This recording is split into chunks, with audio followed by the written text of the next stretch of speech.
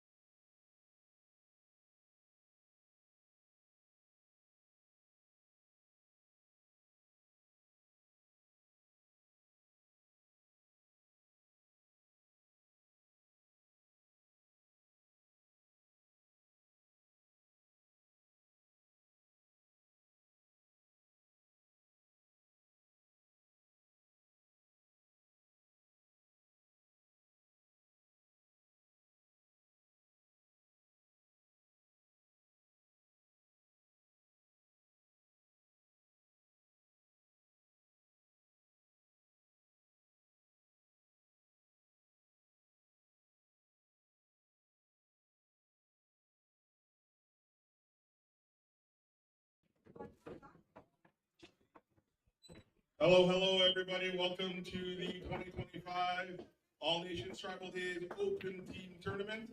Before we get started, we have an announcement. So everybody, can you please stop playing pool just for a few seconds?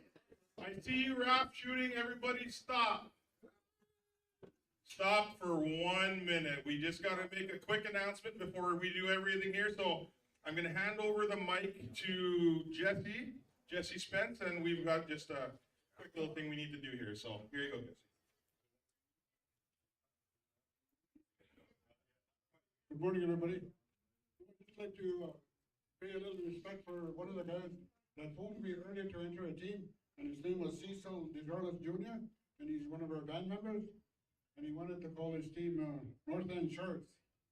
Unfortunately, he passed away last Sunday, and I'd just like to give him a moment of silence. Maybe get up and we'll do a moment of silence, please.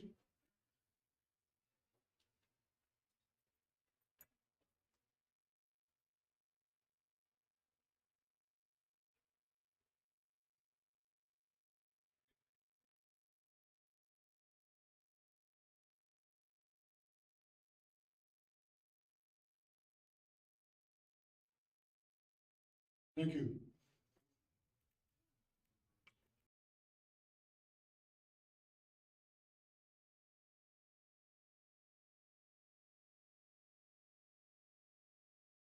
Now with me before your match starts. Once your match starts, your roster is locked in. So make sure to check your lineup on Coffee Sport or come with me or come check in with me. And then we will be getting ready to go. So you should be getting your lineups in. If you need any changes, come see me right away. All right. Good luck, everybody. Have fun.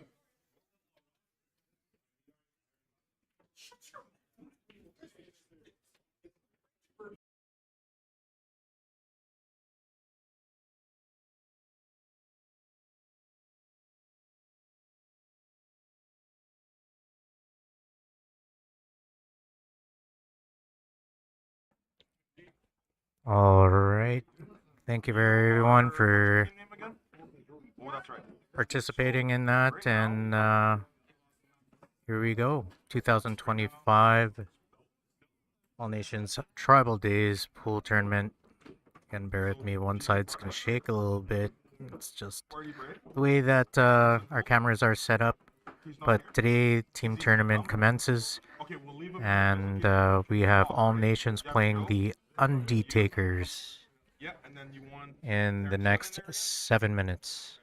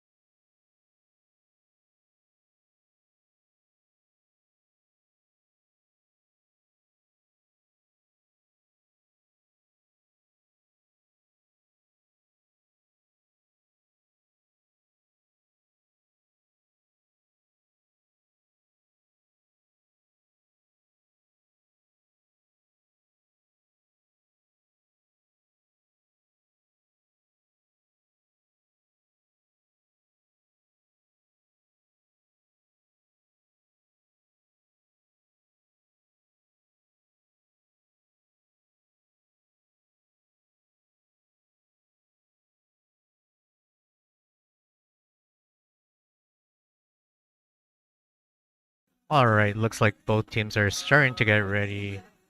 Team from all named All Nations and the other team, Undertakers, looks like they're starting to take out their cues and get warmed up.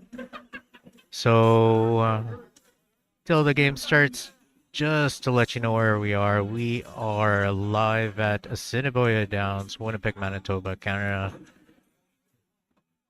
The matches commence at 12 o'clock in the afternoon, so in the next 5 minutes.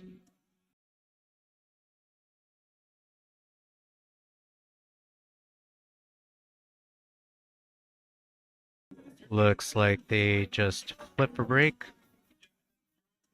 and they're getting their rosters ready or lineups.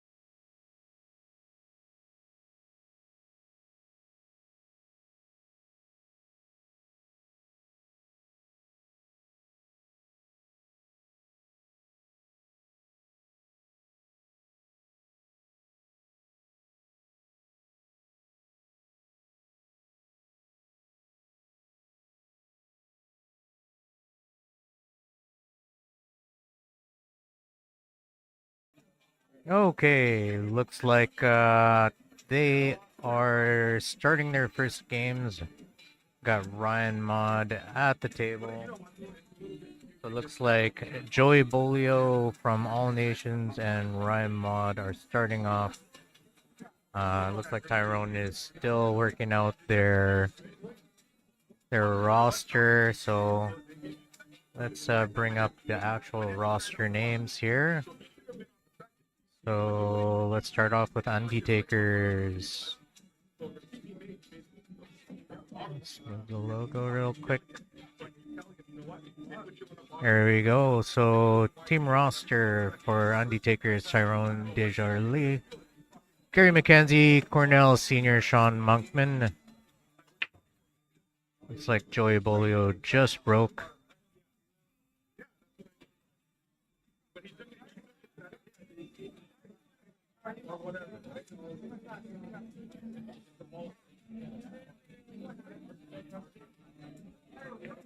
And it looks like Joey is playing Cornell Senior, and Ryan Mod will be playing Tyrone.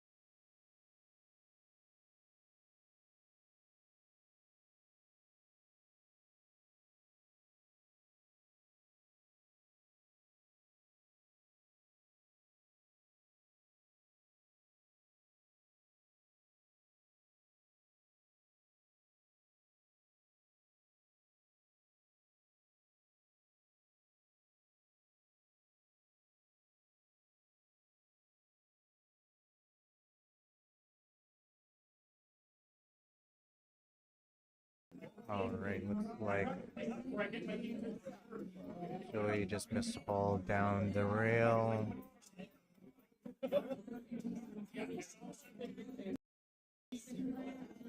Let's look at the team roster for All Nations.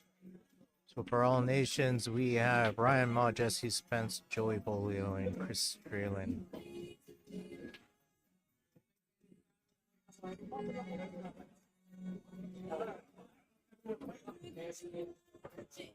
But we're now at the table taking care of Stripes, I believe. Yep. One for the 11. Got Tyrone at the opposite table, I believe. Ryan Mod. Broke Dry.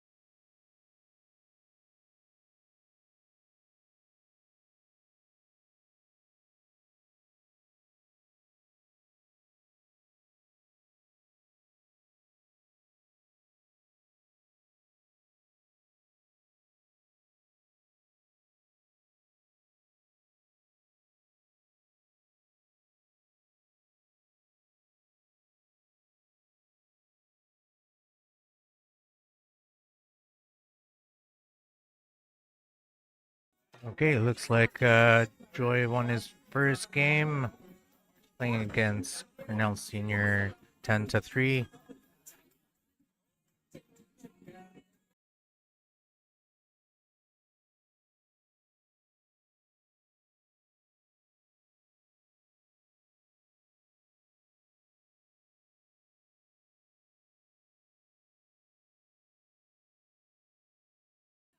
It looks like Tyrone is going to come straight back. Oh, well, I think he's still okay. He's just going to be content with punting this ball, maybe putting a little bit of less spin going to the side rail for the 8 top left corner to see if that's what he does. And on the opposite table, we have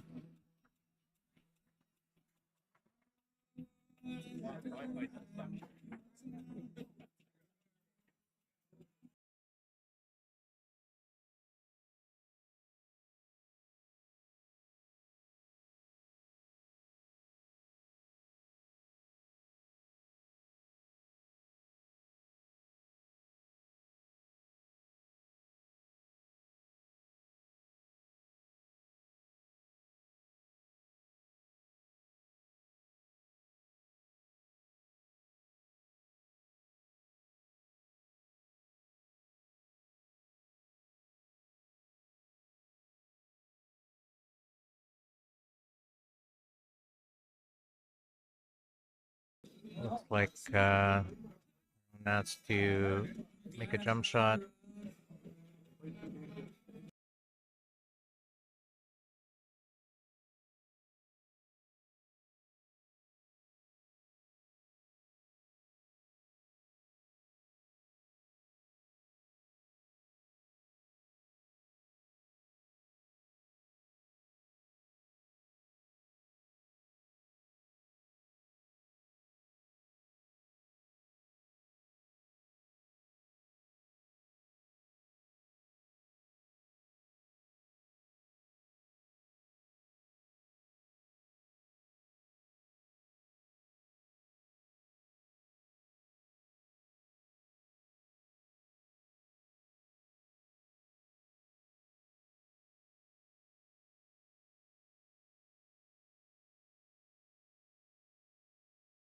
Wow, what a great shot. Makes the shot. 1, 2, 3, 10-1. So it is currently 23-11, I believe.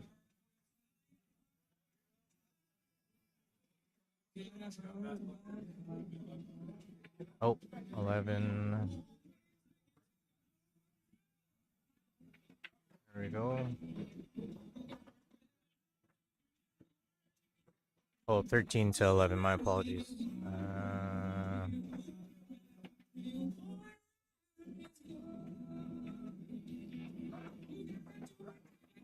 There we go. 13-11. Okay, on the table 2, we have Sean Monkman playing against Jesse Spence. And table 1, we have Chris Trillian working out the table, playing Gary McKenzie.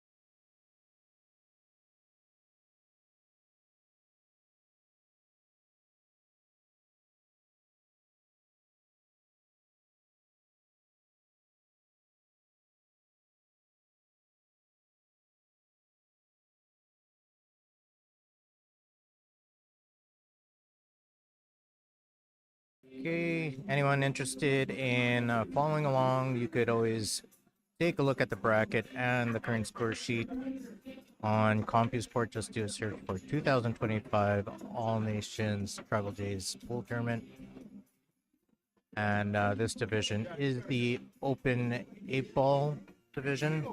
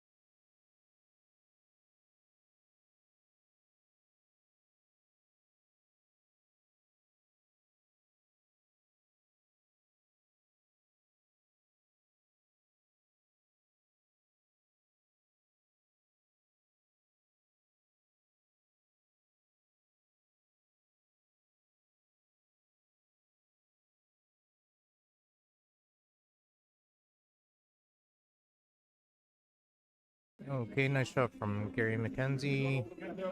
Just gonna hit this straight on. He's got to put quite a bit of draw if he wants to get position on the 8.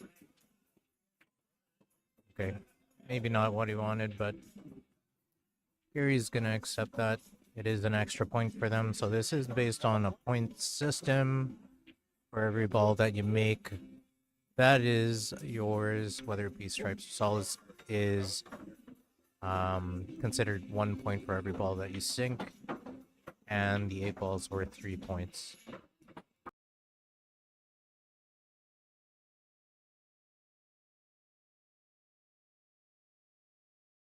We got Sean working out the table on the table 2 there on the left side.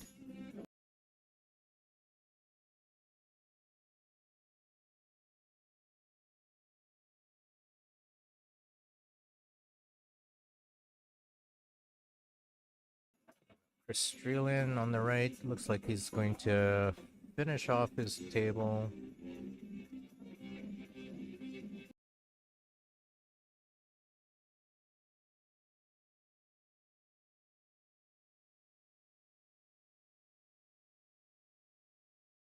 Looks like Chris is going to win with a scoreline of 10-7.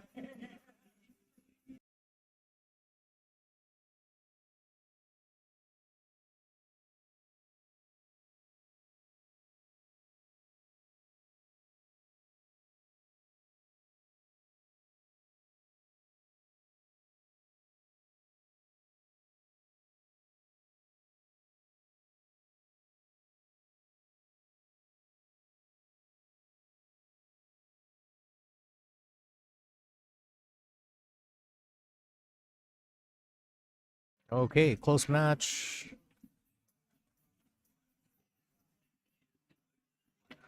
Let's see if Sean has a little bit of a tricky situation here on the left table there. Okay, nice shot.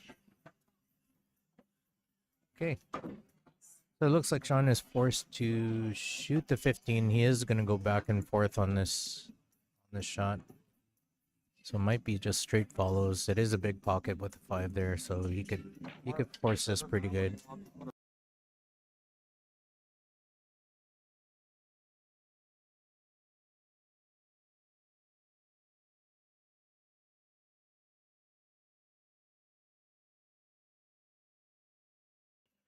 Okay. He's just going to drift that to the middle of the table. Table 1 looks like Tyrone will be breaking.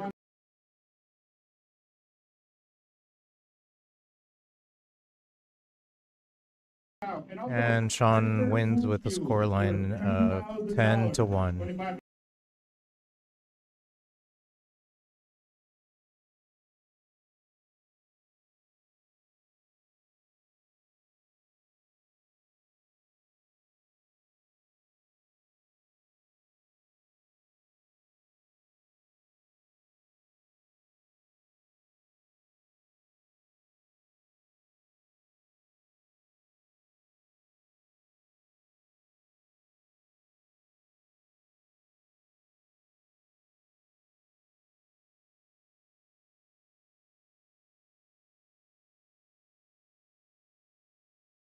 All right, I believe that's the correct scoreline. Just gonna update it again. I'm also reconfirming the scores on CompuSport. So if you want to keep up to date with the scores, just as long as the teams keep up to date with it, it will be a live score. So if you go to CompuSport, you do a search for 2025 All Nations Tribal Days Pool Tournament. And this match, you should be able to choose a match of your liking. In this case, you look for Undertakers against All Nations, and it actually gives you a current score sheet.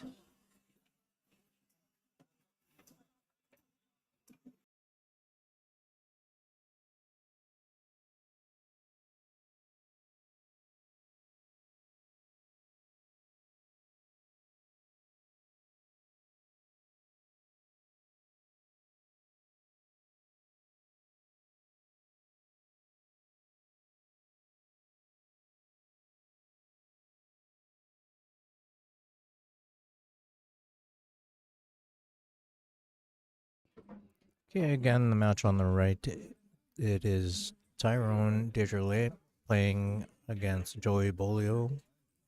And on the left table, we have Gary McKenzie playing Ryan Mott.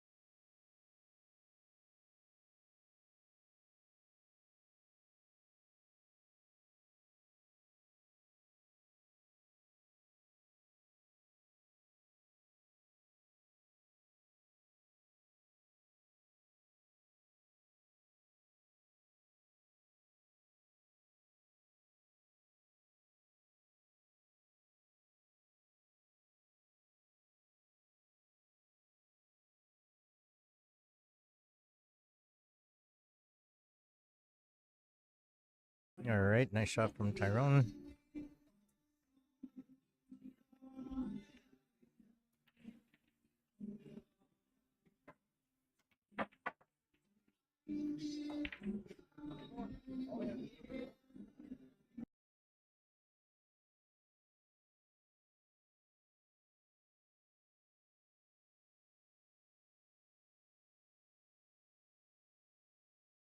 Let's take a look at Tyrone's table there. I wonder if it passes to the bottom right corner. It must. So all he really needs to do is hold it there. It's going to travel a little bit closer to the 15, but not much if he could just hold it. Might even draw it to the side rail, which he does. So it looks like Tyrone's going to win with a scoreline of 10-1.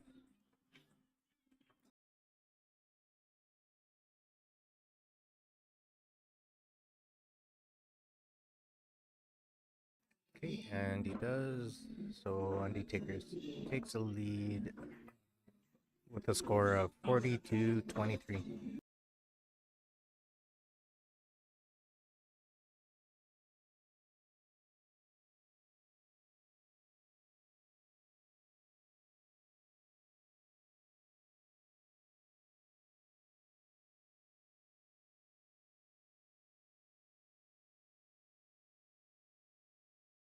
Okay, next match coming up. Like Sean Monkman will be playing against Chris Streeland.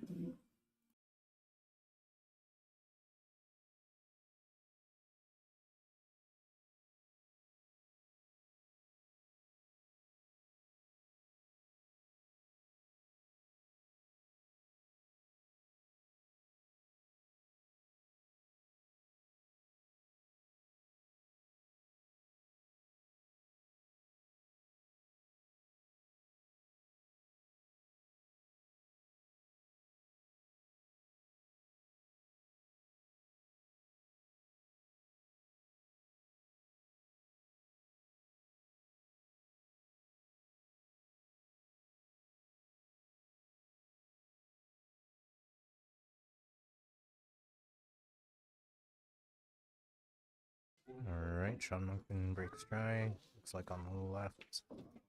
Gary McKenzie came back to the table. Looks pretty open here. He's going to be shooting a 3 in the side.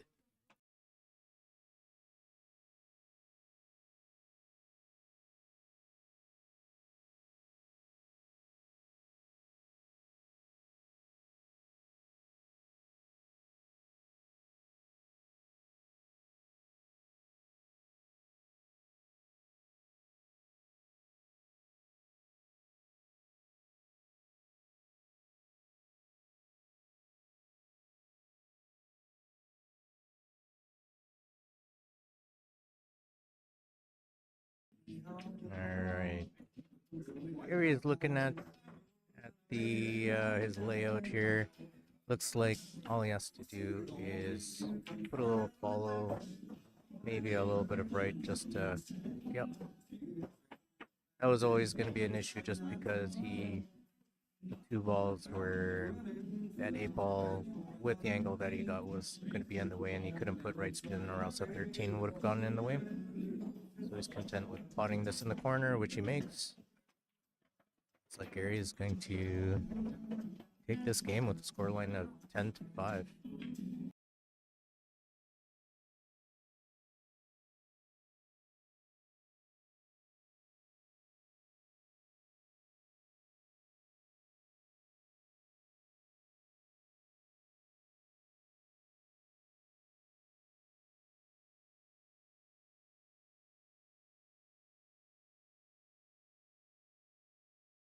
Oh, missed one there. It's 10-4. My apologies.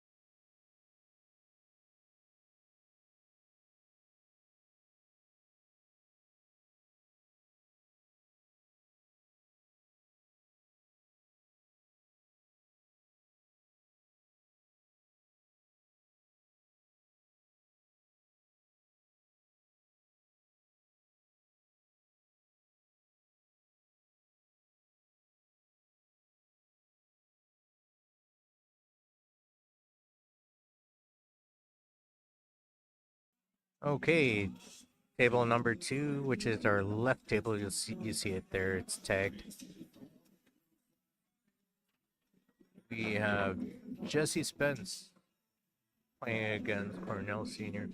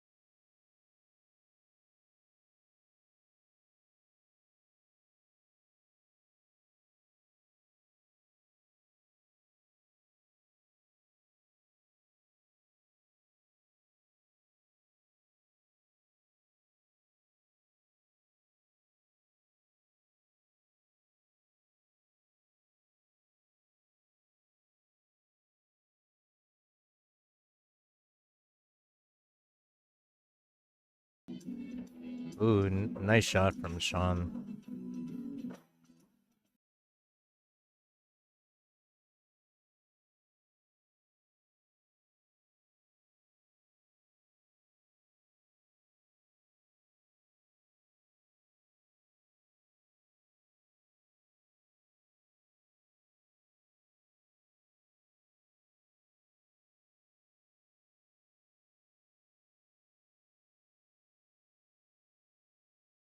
Okay, looks like Sean might be contemplating. I'm thinking maybe clipping the 5, move the 5 out of the way so then when it clips the 5, it might slow down the cue ball. That's one option. He is looking at the opposite side to see if the 13 clears the 1. So is Sean looking at just putting just a touch bottoms with left to go 2, 3 rails to where his cue is? So top rail, side rail, bottom rail, side rail. And he's lining up just in case he overhits it. See if that's what he does. Oh, he's going. Yeah, he's shooting 13 corner. This one will be tight, but he has to put bottom left. Yeah, this is a natural 3-4 railer. Very nice choice. Yeah, he just wants to make sure that he.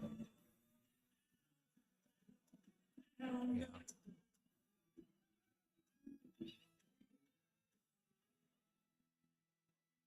See how the other table's doing here. Yeah, he likes the first choice here, so he's putting a touch bottom. Maybe a half tip left. It's gonna go 2, 3, 1, 2, 3, maybe 4 rails. Wants it to get close to scratching on the. Oh, yeah. He needed it to pass that that side pocket.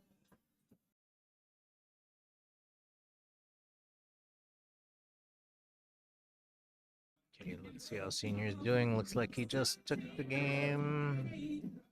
Wins with the scoreline of 1-10-2 for Cornell for the Undertakers.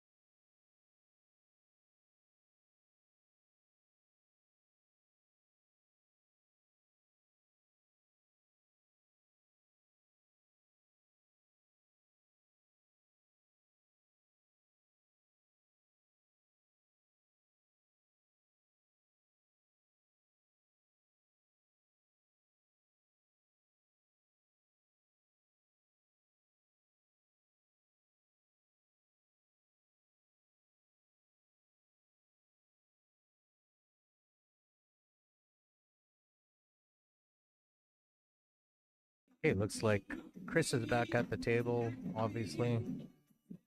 See if he could help out his team crawl back a few points. Believe they have already gone through. So Chris needs to get this game back. This Chris's game. Chris and Sean, their game is the last game of the second round. This is a 4-round format in case there's a tie where they play a bonus round.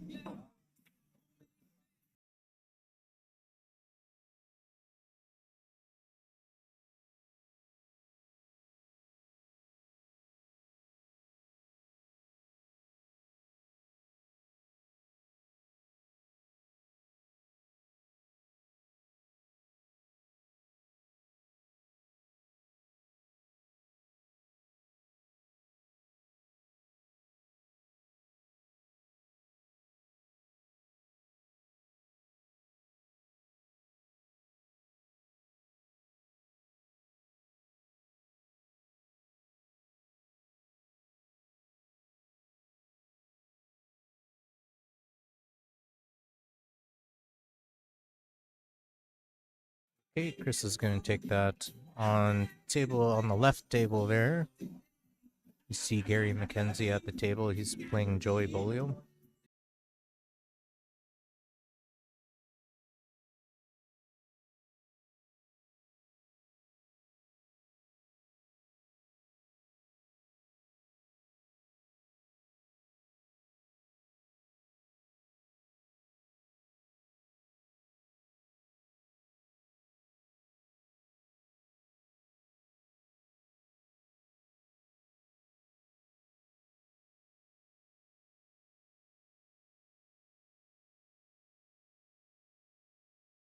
Alright, looks like Chris Streeland's going to take the win with a scoreline of 10-6 over Sean Monkman.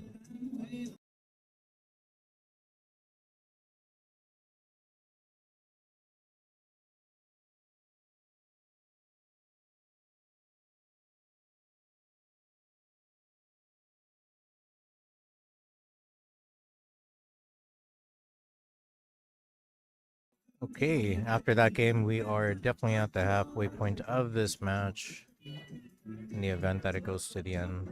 Just finished the second round. Table 1, we see Ryan Maud racking. He is going to be playing Sean Monkman.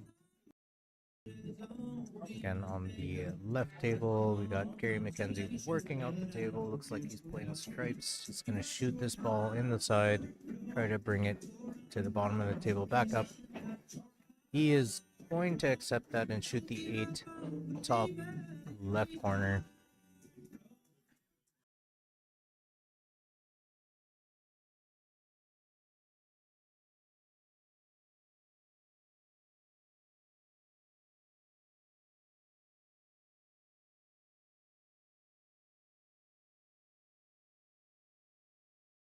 Okay, he's going to take that win.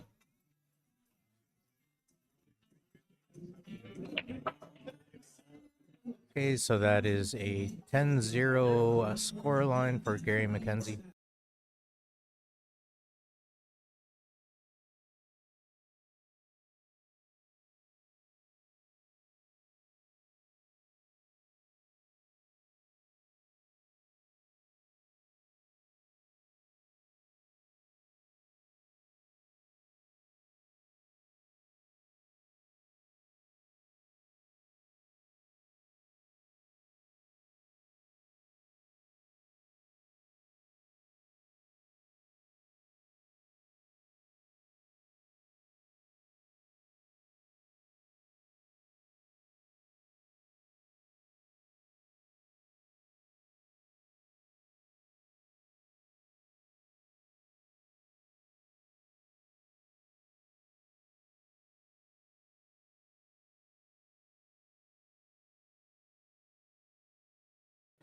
Verifying the score, it is correct. 76-39 for the Undertakers. Chris Streeland from the All Nations team is playing against Cornell Senior. Looks like Ryan has a little bit of work to do.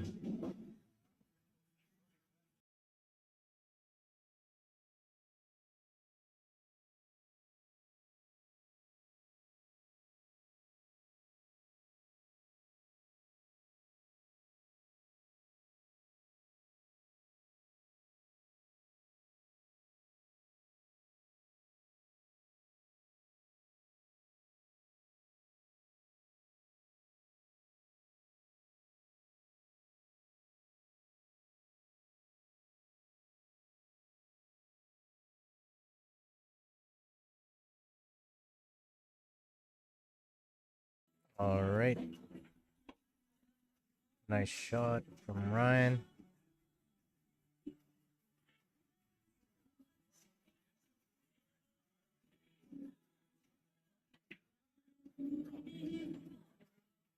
Okay. Looks like Chris has a great opportunity to get his team back into the match. They are down 37 points currently. They need a couple of runouts just to get right back into it. This next round is really important for them.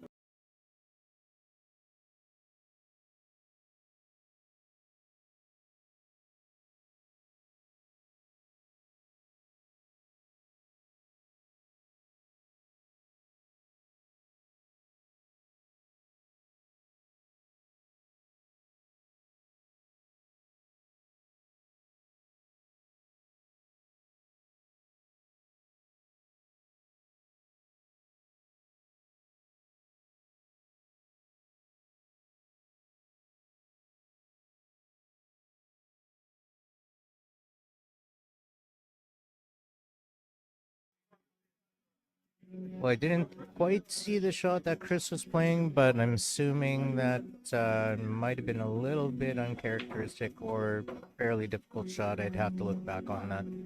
It's kind of taking a look at the table number one.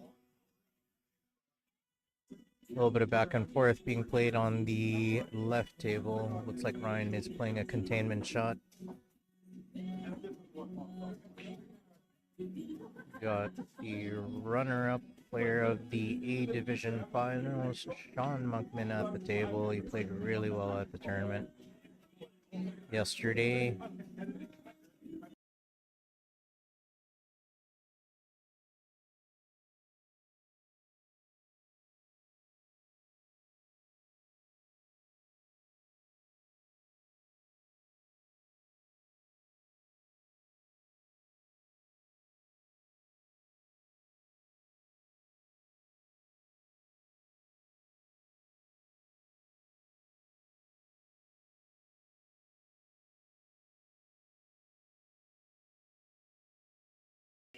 You know, it's interesting. I could hear it from here. It kind of sounded like a little bit of a dead rail.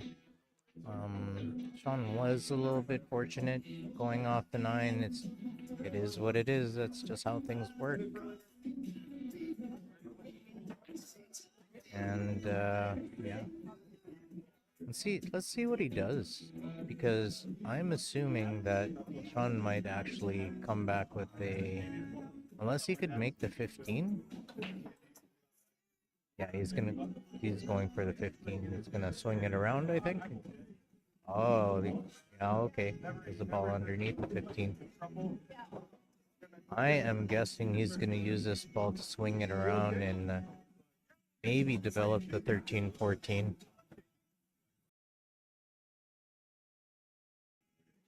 If he ends up going in that direction, this 9 ball is a nice little backup ball in case things kind of go awry with breaking out the 2 balls.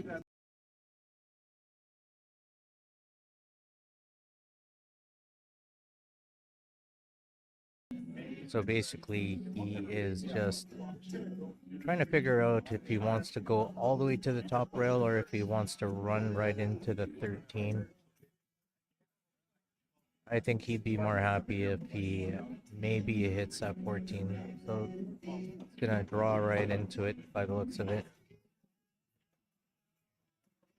Yeah, I kind of figured that maybe hitting the 14 would have been better for him, because he has this 9 ball as a backup out ball. I don't think that 13 goes to the top left corner. Gonna cut the 14 in. Looks like it.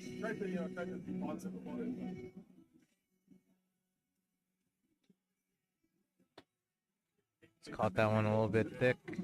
Ryan's gonna accept the shot on the 4 straight down into the corner. Might have to jack it up if he has an angle. He's gonna force this through, go 2 rails back towards the 1. Let's see how Chris is doing here.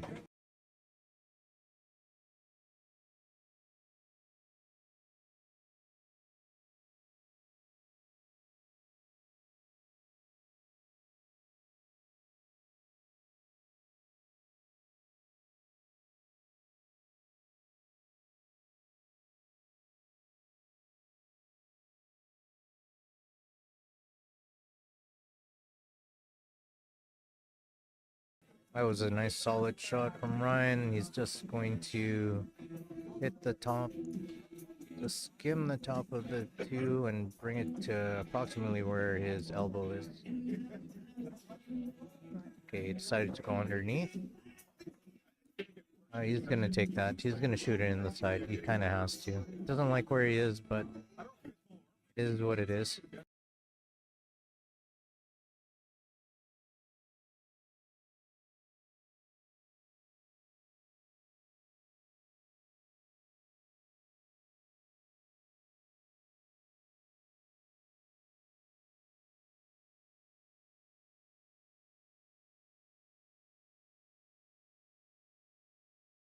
All right. Ryan undercuts the 8, and we have Sean at the table Can't see him not finishing this. Let's see if Chris could keep him in the game. Nice attempt from Chris. Looks like Sean's gonna finish this. Just gonna hold it there for the 8 in the opposite corner if he wants. It off the rail. Maybe he'll hit it harder. Nope, decides to just keep it there. And looks like he's gonna win 10-7 against Ryan Mott.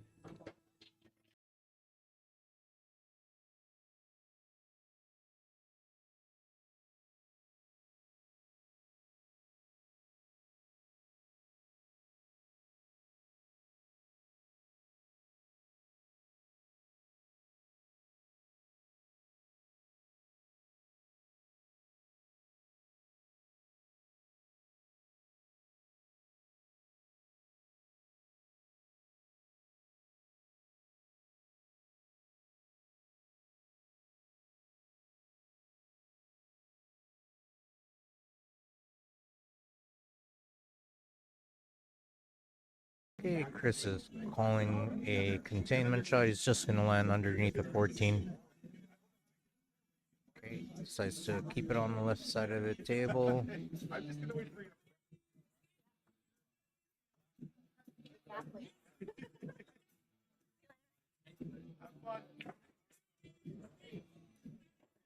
All right.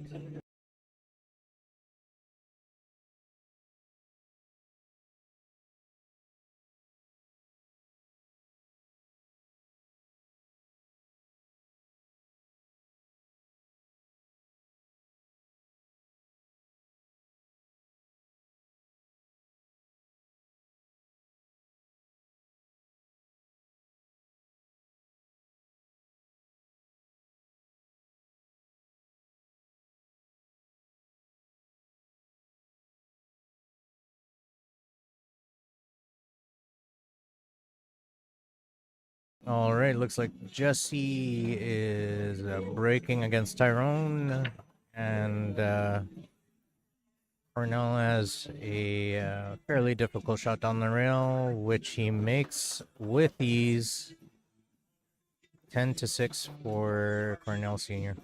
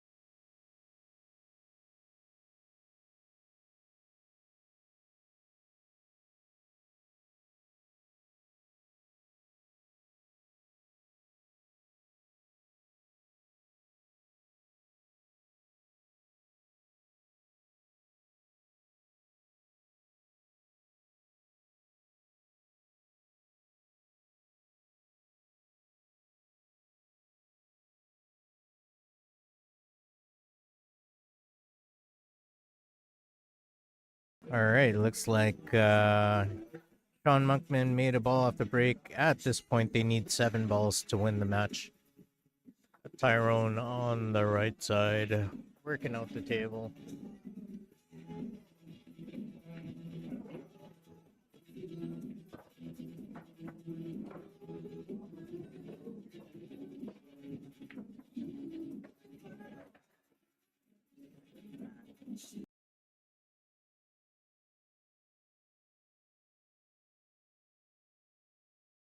All right, Tyrone's at 5 balls. Looks like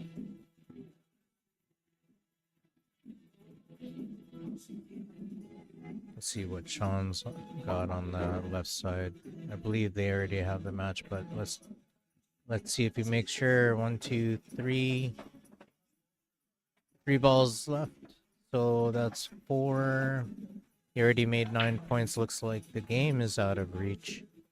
But they'll continue on until these games are done. Just to make sure.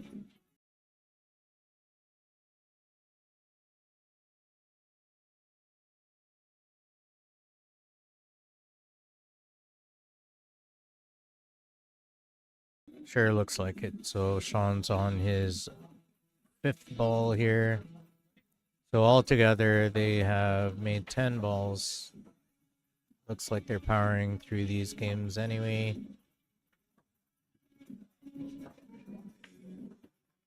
Yep. Oh, look at that.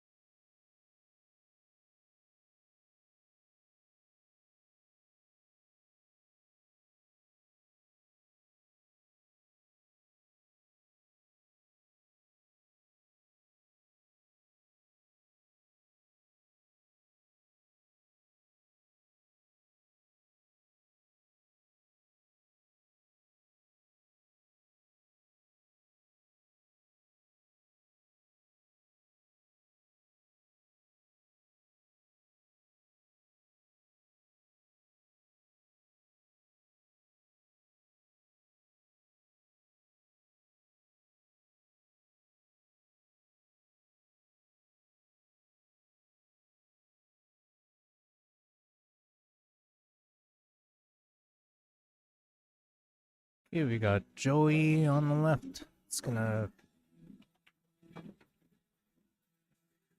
shoot through this rack. Looks like he's gonna win with a scoreline of 10-6. He's just gonna draw this back just a bit.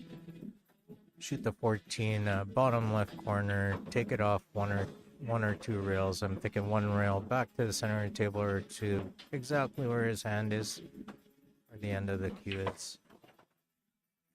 Yeah, center of the table.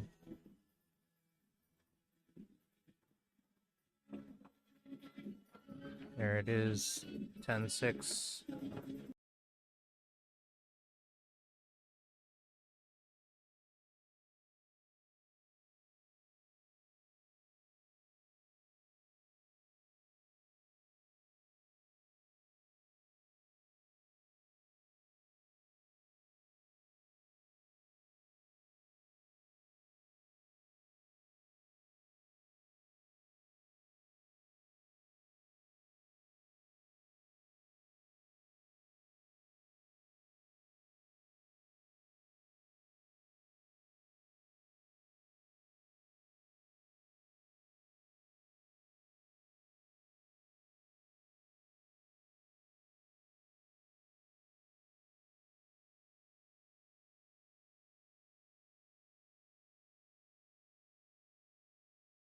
All right, looks like they are gonna shake hands.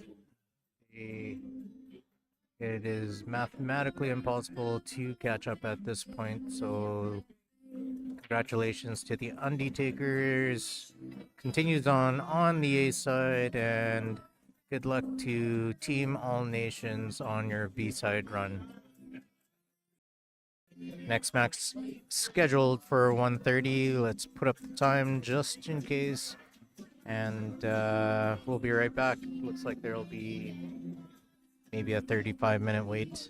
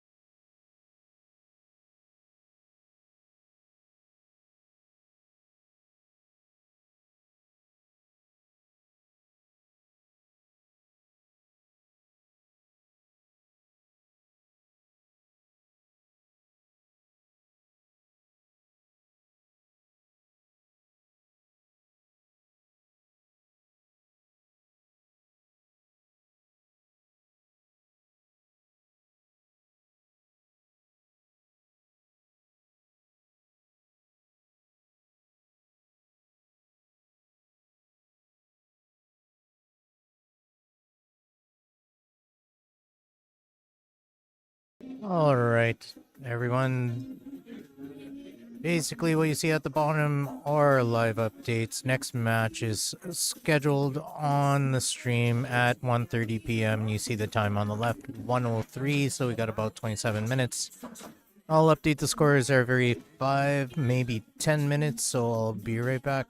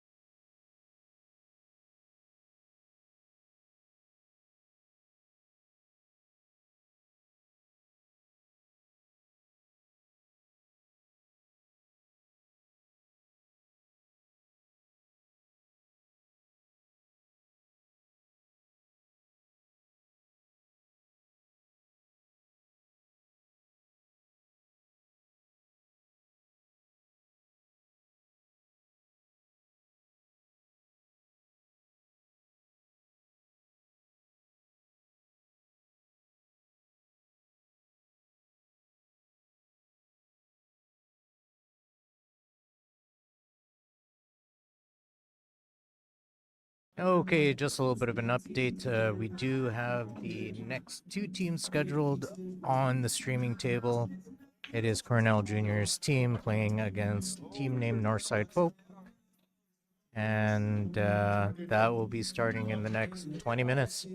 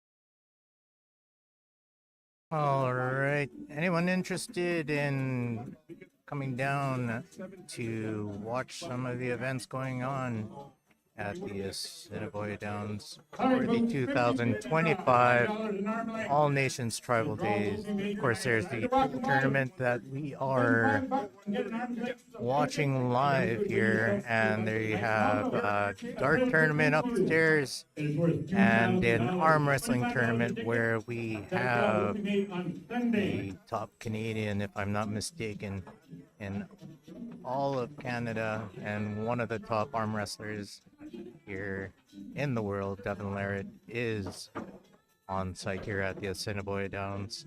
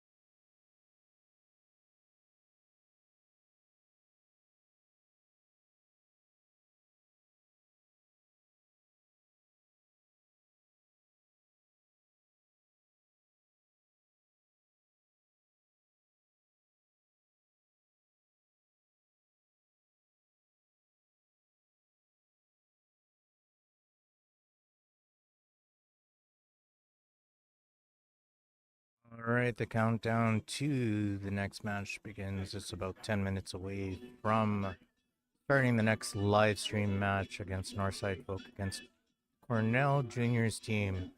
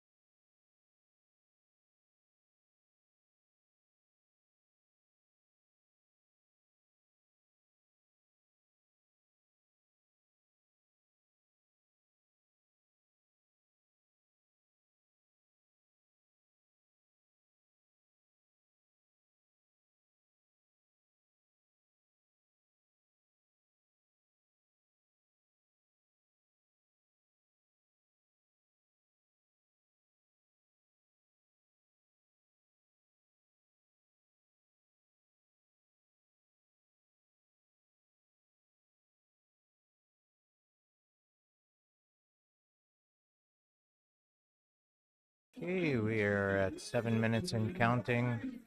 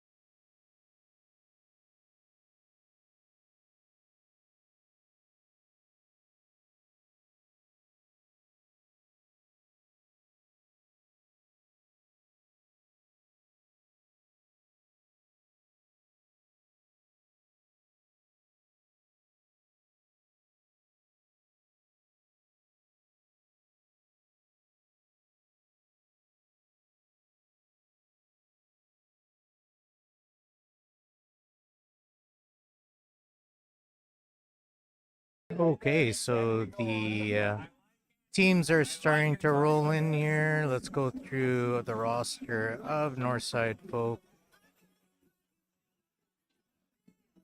So for Northside Folk, we have Jeff Edwards, Kelsey McLean, Ryan Spence, and Trevor Meaches. Trevor Meaches is the winner of the B Division singles. He won yesterday.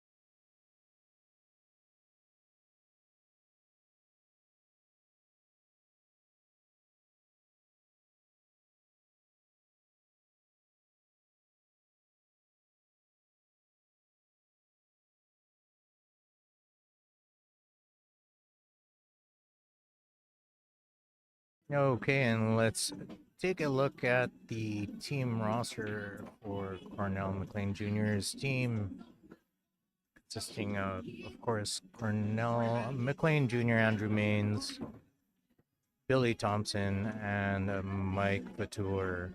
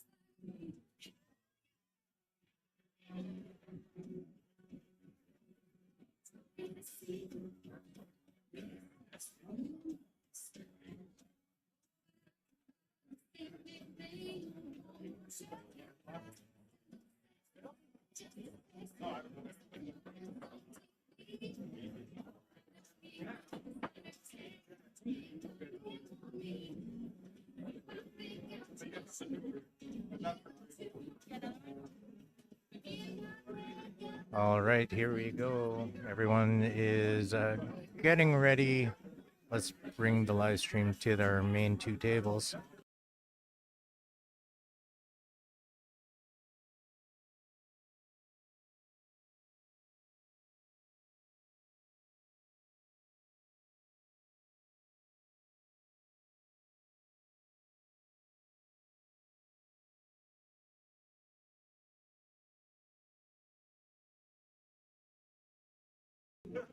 All right, main two tables on the screen here. They are starting to make their rosters. Match will be starting in exactly 1 minute.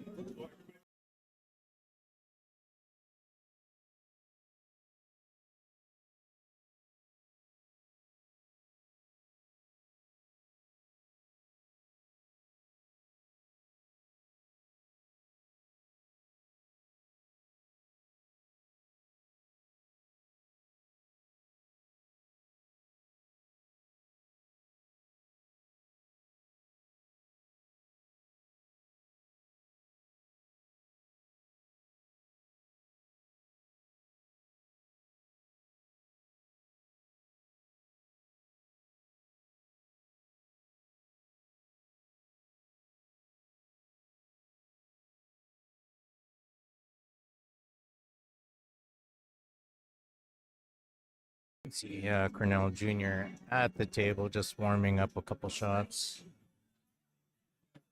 Okay, we are here at the Assiniboia Downs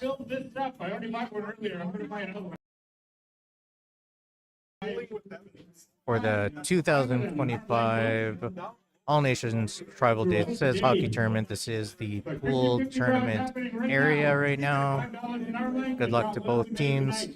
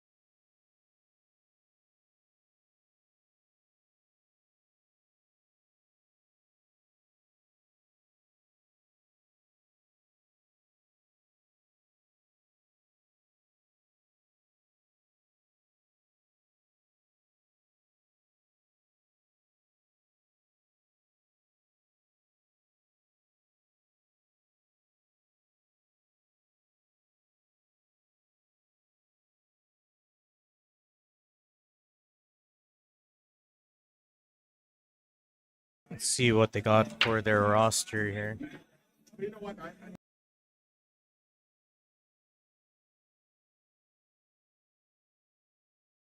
All right, roster looks like Ryan Spence will be playing Billy Thompson, and Trevor Meaches will be playing Andrew Maines for the first two games.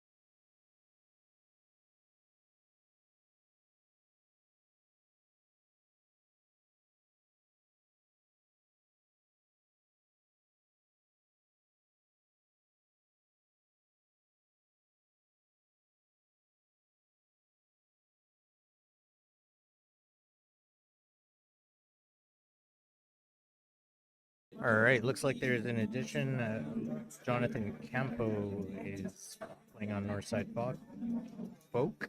All right, everybody.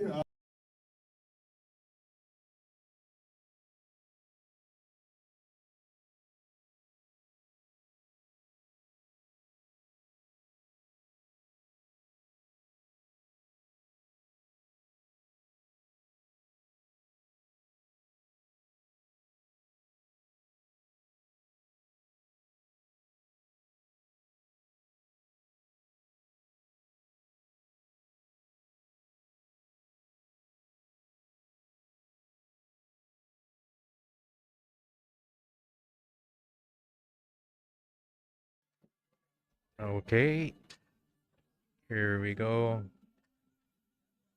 Ryan Spence will be playing against Billy Thompson. Trevor Meaches will be playing Andrew Maines.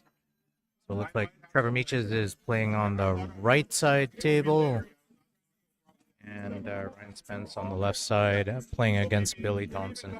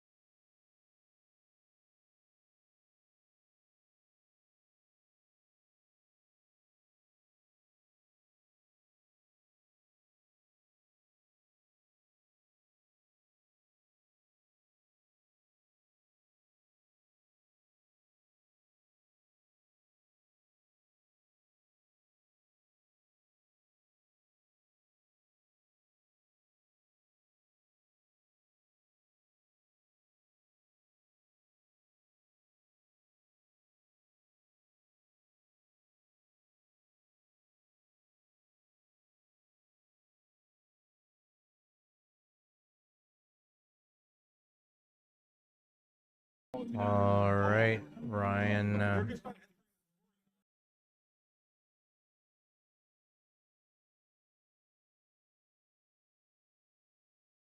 Ryan Spence breaks dry. And we got Trevor on the right side, working out the table, shooting solids. Believe he's just going to shoot the one and draw it back, possibly.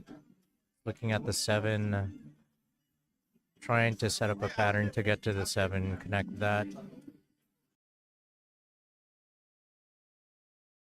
Okay, looks like he might leave the 1 for last instead of drawing it back for the 4. So he's going to put follows and going to try to get an angle on the 5. And he's got a upwards angle on the 5 where he's going to split the gap between the 8 and the 10. Looking at the 1, I think a good connecting ball, the way that the pattern is right now, he's going to shoot the 5. If he could get to the 1, he might connect the 3. If the 3 goes to the top left. If it doesn't, he's going to come back out here. Which he does. Wants it to slow down. I think he's going to be forced to bank it in the corner by the looks of what he's calling. You got Billy on the left working out a table. He's shooting stripes. Holds it there for the 11 in the side. What a shot from Trevor. And he opened up that corner.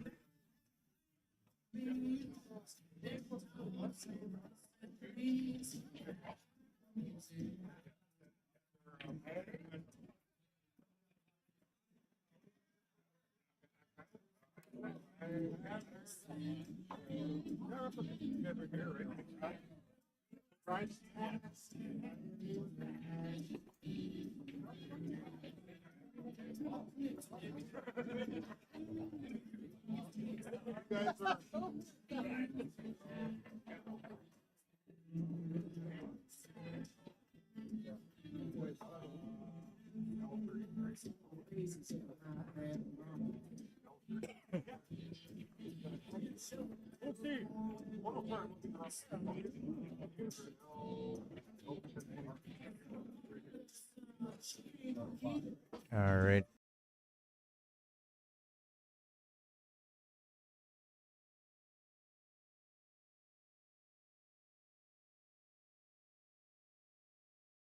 That was a really nice shot from Billy. Let's see where Trevor's going. Is he gonna bank this back to where his hand is?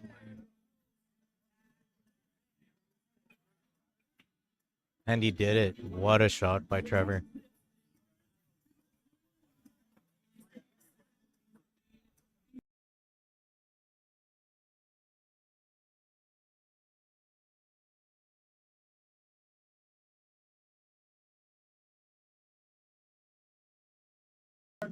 Oh, wow. A little unfortunate. He rattled the ball. Takes a 10-7 loss.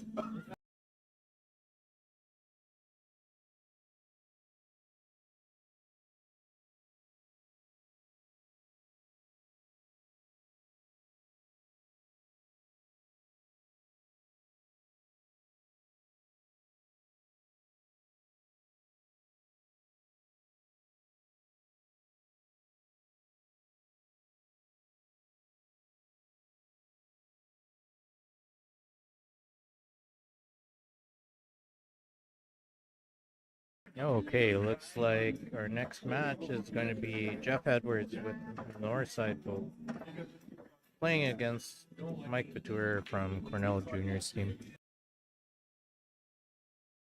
Let's take a look at what Billy is doing. He's got to jump this. I'm assuming he's going in the side pocket. Let's see if he changes his mind just to go off the side rail and try to make the 10 in the side. I think he's going to do that. Just because controlling the ball is going to be just as easy and especially since the 5 is so close to the cue ball.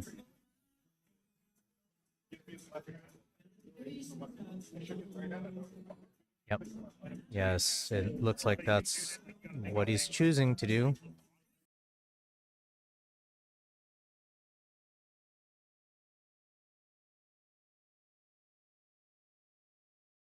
I think he'll get pretty close. All right, he missed the whole ball.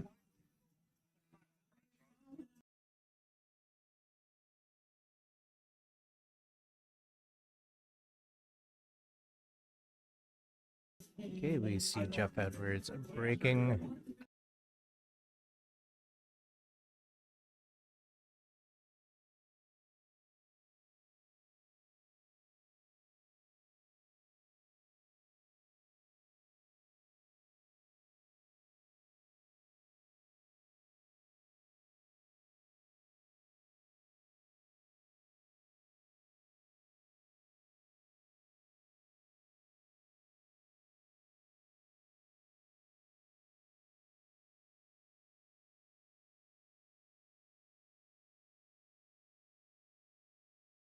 See Ryan on the left side working out the table. He's just gonna draw this back to the middle of the table.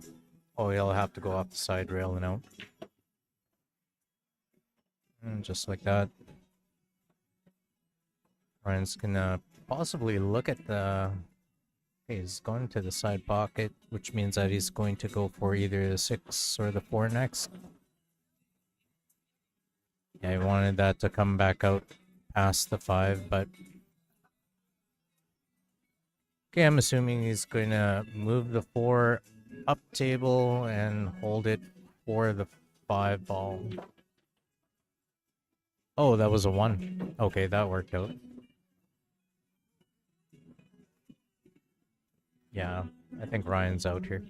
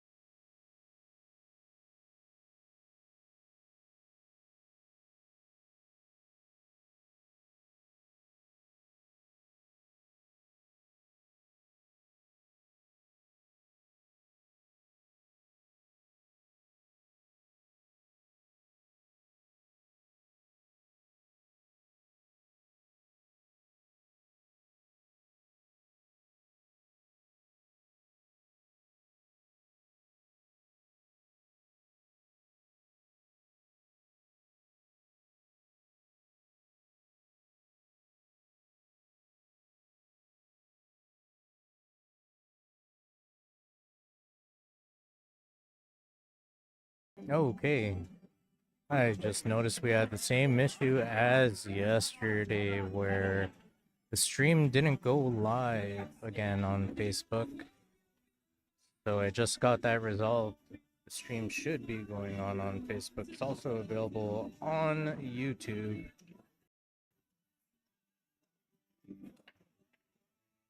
If anyone is behind on the first match of the day, it is the whole match was available on YouTube.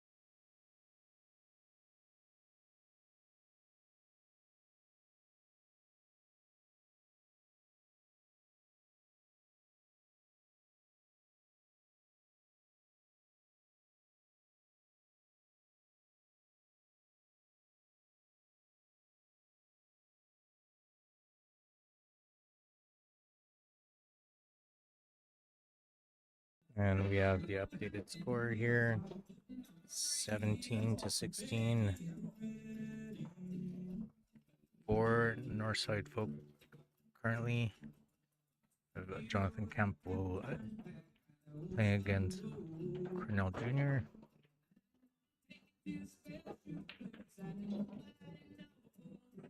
And on the right table, we see Jeff Edwards giving up his turn to Mike Batur.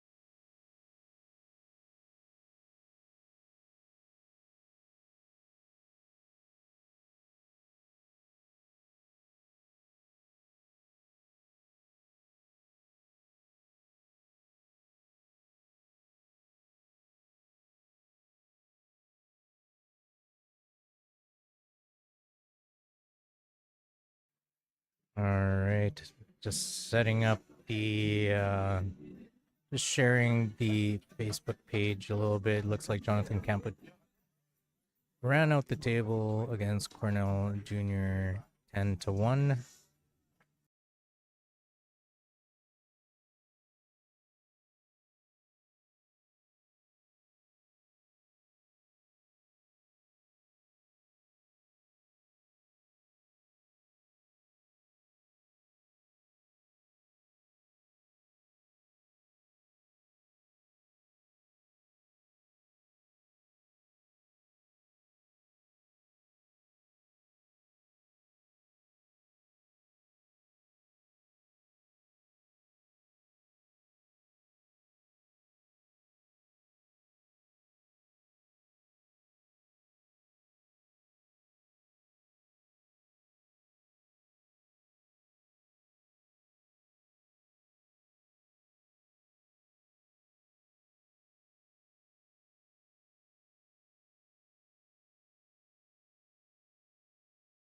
Okay, game number.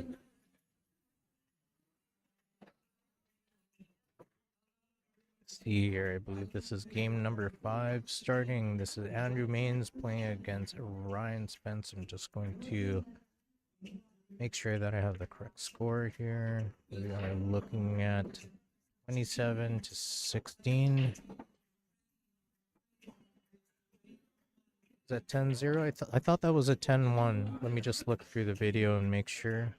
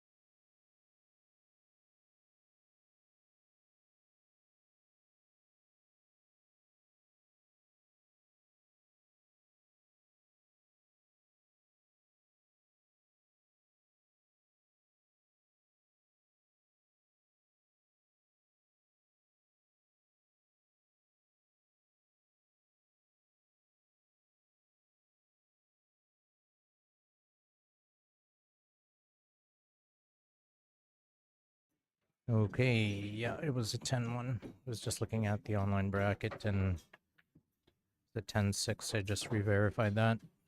Jeff Edwards at the table on the right side, Andrew Maines on the left. Looking at shooting the stripe straight down, like he missed.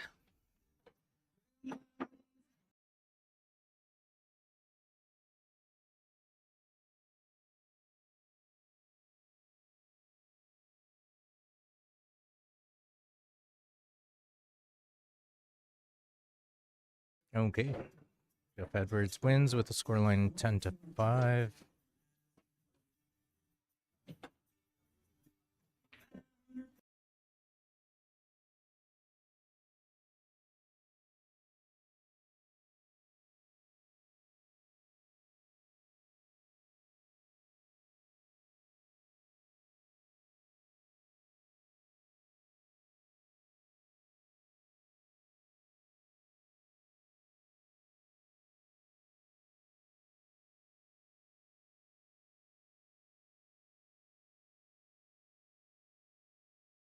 Okay, so update after the first round, 37-22 with 12 games to go.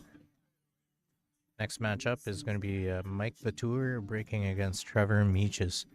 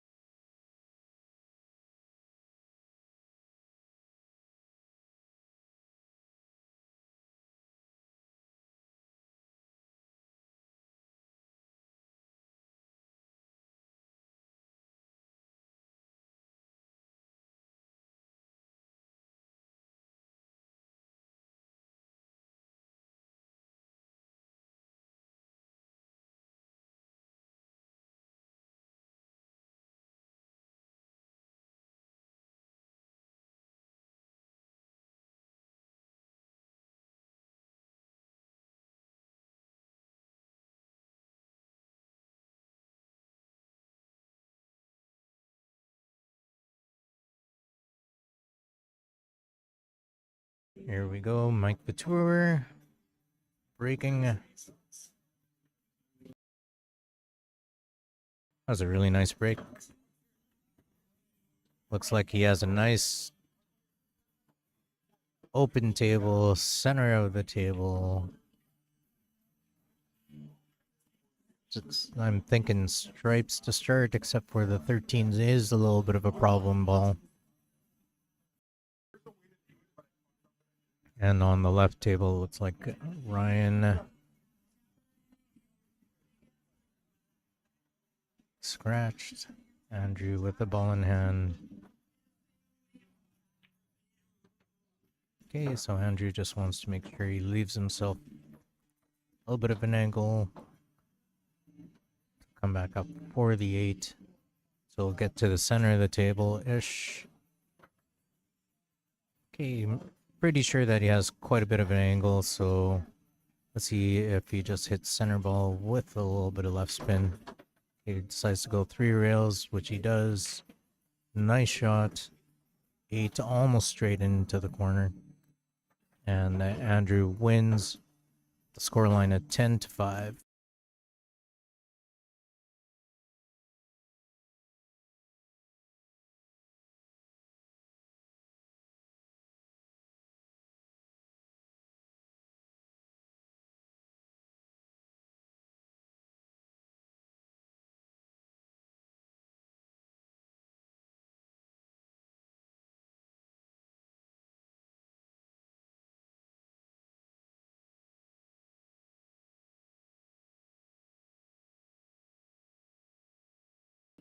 All right, on the left table, we have Cornell McLean Jr., captain of the Team Cornell Juniors team, playing against Jeff Edwards.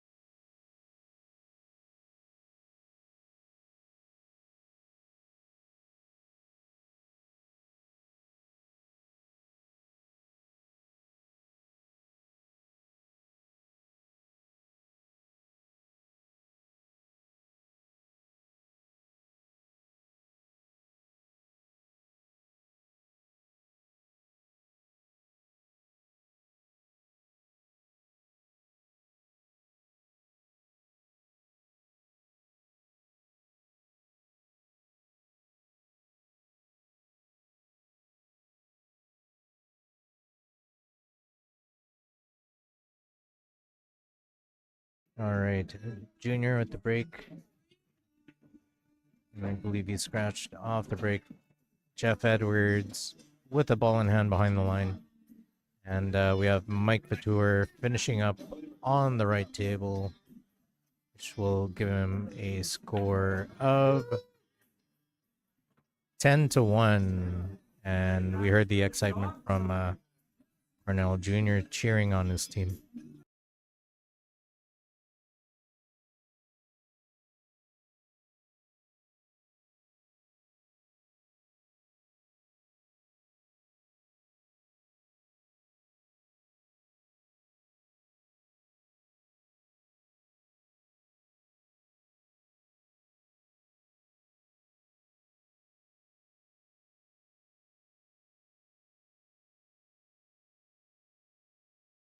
Jeff on the left working out the table. Looks like he is solids. Just has to work it out in a way that he's gonna get. Oh, he did not like that, I think. And what's funny is I almost like banking this ball right now, but of course, shooting the one is probably the smarter play. A little bit of less spin, side rail back out. Just like that. Hit that. Got a little fortunate. So I think that's a 7 just above the stripe there. So he's just gonna maybe even run into it if it's not.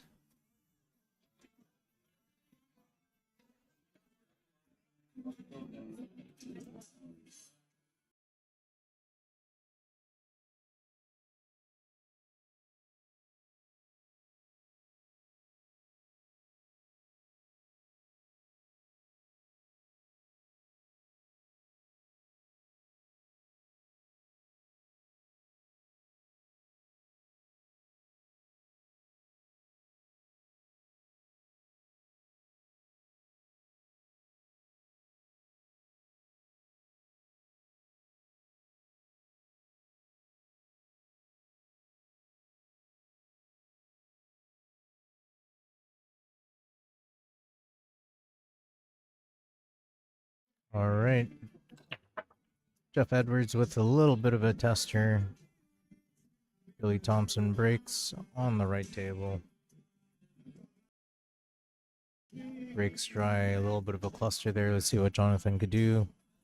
Let's see if Jeff could make this ball top left corner. Naturally comes back down. He's going to take this.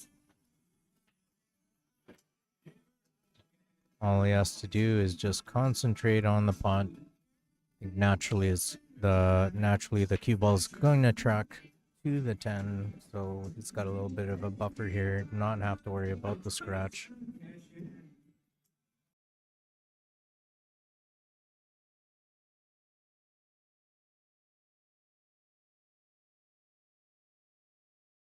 Just like that. And Jeff Edwards gets the win over Cornell McLean Jr. The scoreline of 10-1.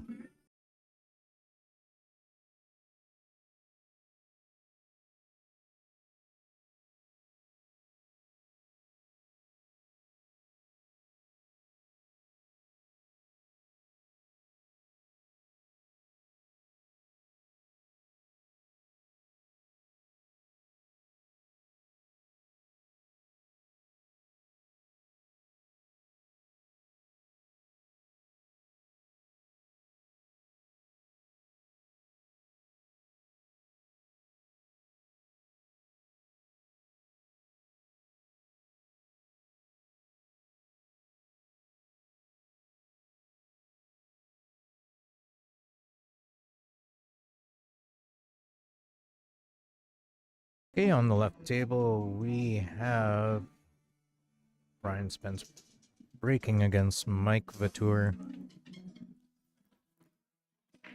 Mike Vatour comes around, shakes his hand, and Ryan's ready to break. Let's see how Jonathan does here with his turn at the table.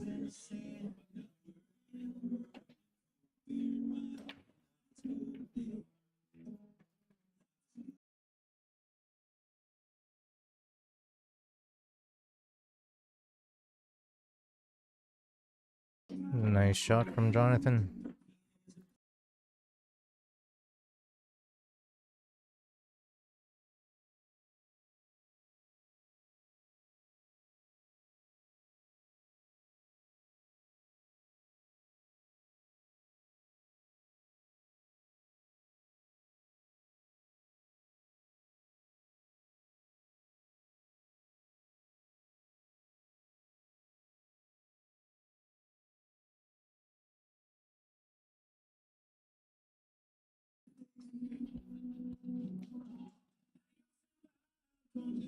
Okay, Ryan shooting stripes. Let's see if he has any problem balls. Oh, looks like he pulled a muscle there. Hurt his rib there a little bit with the stretch. See if that's going to affect him later. And for Jonathan, looks like he is going to have to jump the ball, I guess.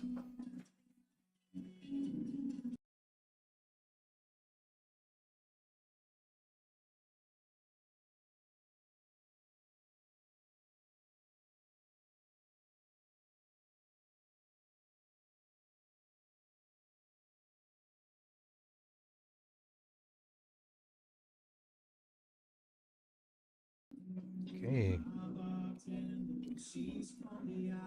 Okay, looks like he's going to go side rail bank corner.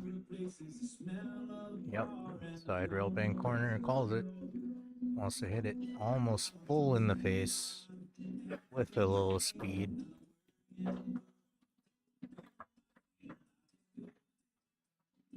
Okay, nice try, but unfortunately he misses a ball and scratches.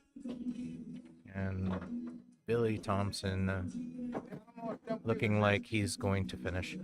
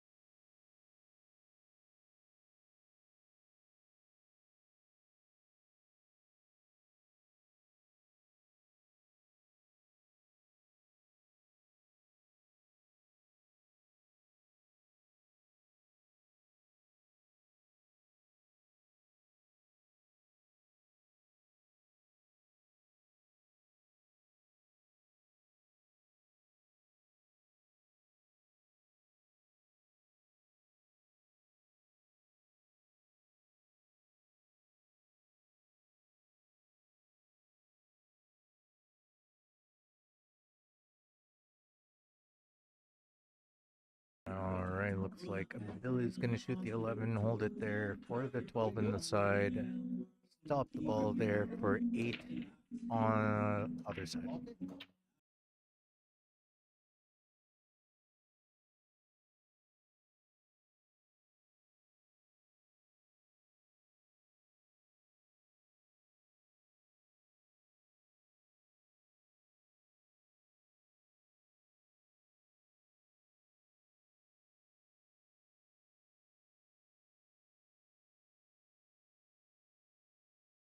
Alright, he was able to stop the ball, shoot the 8 bottom right corner, and he'll win with a scoreline of 10-6.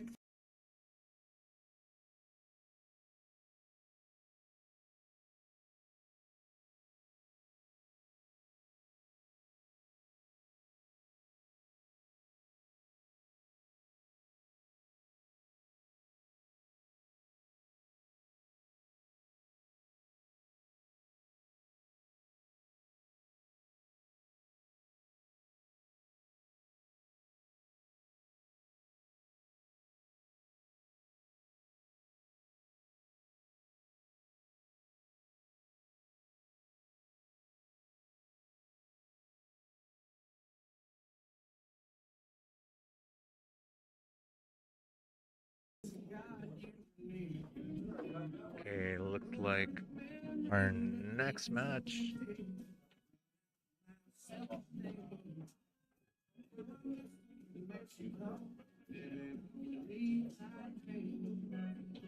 Trevor Meaches playing Cornell Jr. Trevor just broke made a ball. Solids is looking very good. Possibly, except for the 8 being a little bit of an issue, but I don't think so. Yeah, on the camera angle, 8 goes to both corners.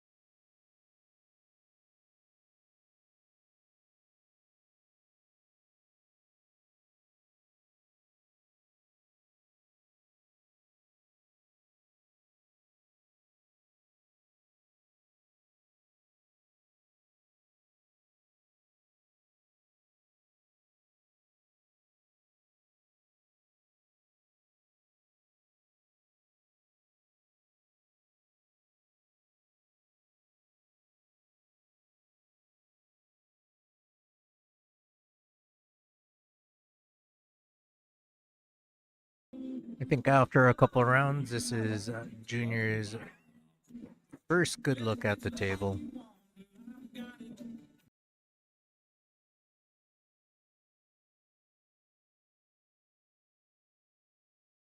Just a little bit of a problem ball with the 12 on the side.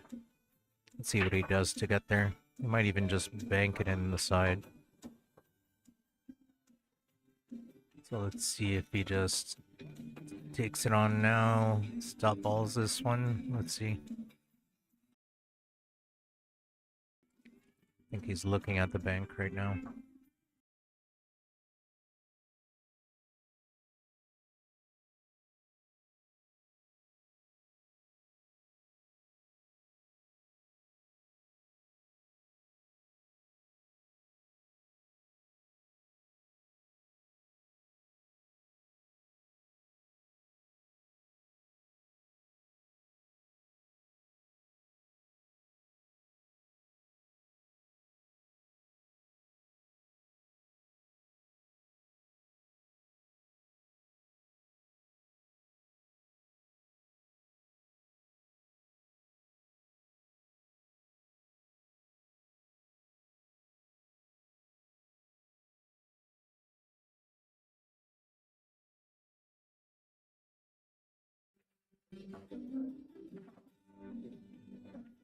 All right.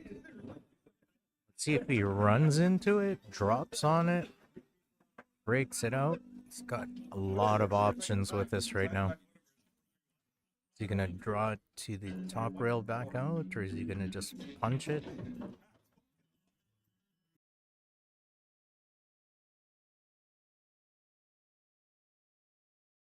Okay, he was trying to split that gap there. Nice try. And we have Ryan on the left working out solids. See if Junior just tries to create a problem here. He does. So we're gonna see a little bit of a chess match. My thought is maybe Trevor should move the 6 first, keep the cue ball behind the balls. Junior does jump the balls really well, so he has to be pretty careful.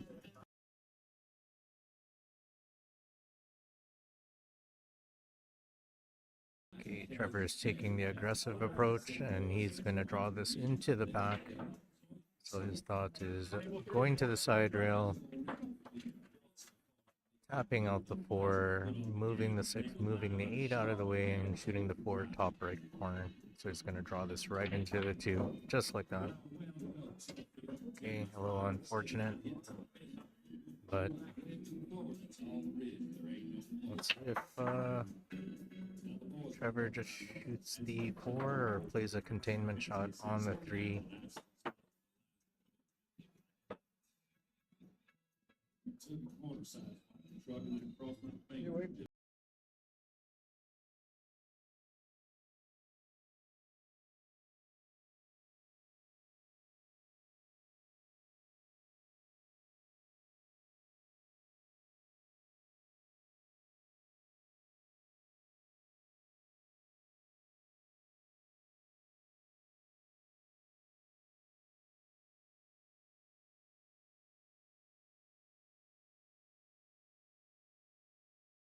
Okay, drifts it across.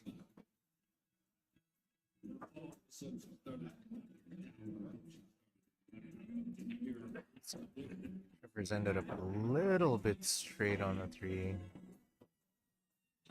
See if Trevor kind of puts us in front of this solid, or in front of his strike there. Oh, oh, I think yeah, that worked out for Trevor. Junior might actually start sinking some of Trevor's balls here, is my guess. Yeah, he's starting to do that, which is fine. If I was Trevor, I'd start moving that 6 away from the rail and stay behind the 6.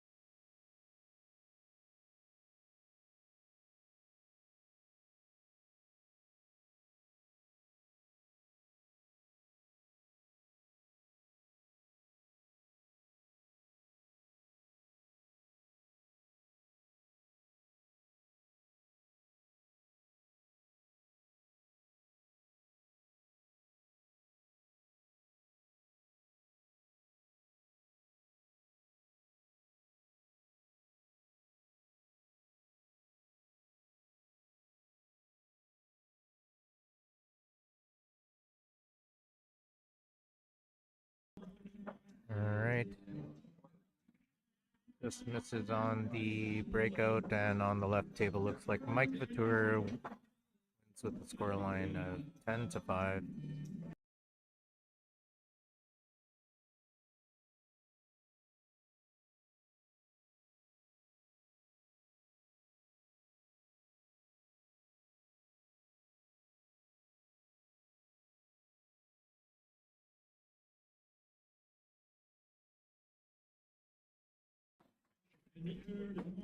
Alright, I'm pretty sure I have the correct scoreline. Let's just make sure. 63-64 with 7 games left to go.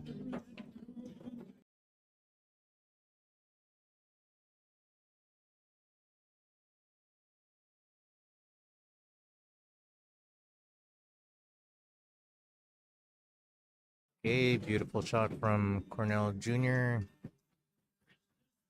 Just had to worry about that, but Junior puts his team in the lead, I think, for the first time of the match, with the scoreline of 10-6 over Trevor Meaches.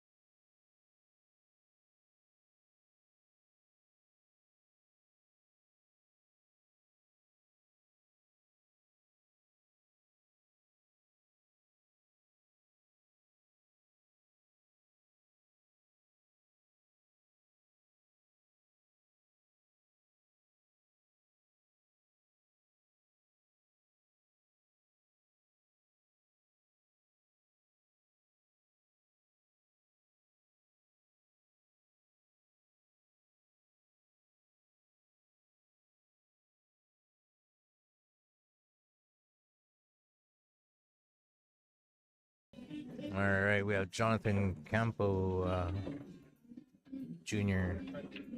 Jonathan Campo playing against Andrew Maines, Billy Thompson, Jeff Edwards.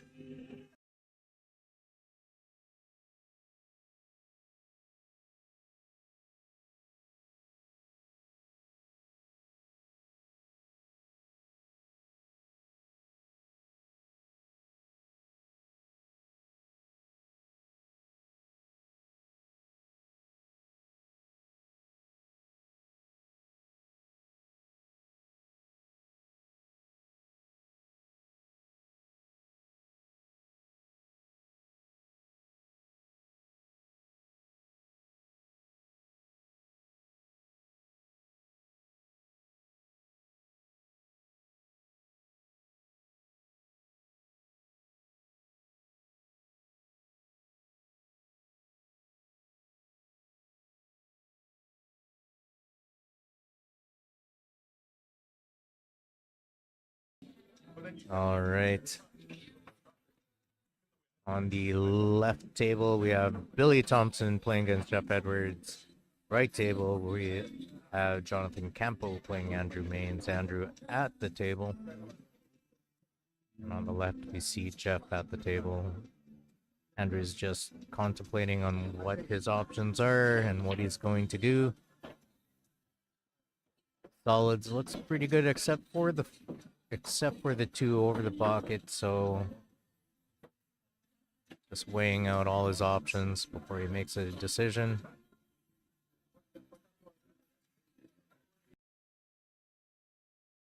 It looks like Andrew is going to lead off with the 14. I definitely do like shooting stripes here. I think that worked out for him where Andrew could shoot either the 10 or the 9 into this corner. I don't think he necessarily needs to shoot the 11 yet, but wondering if the 13 goes to the top left corner. If it does, that is a good ball to get onto the 15 to shoot into the side pocket, possibly.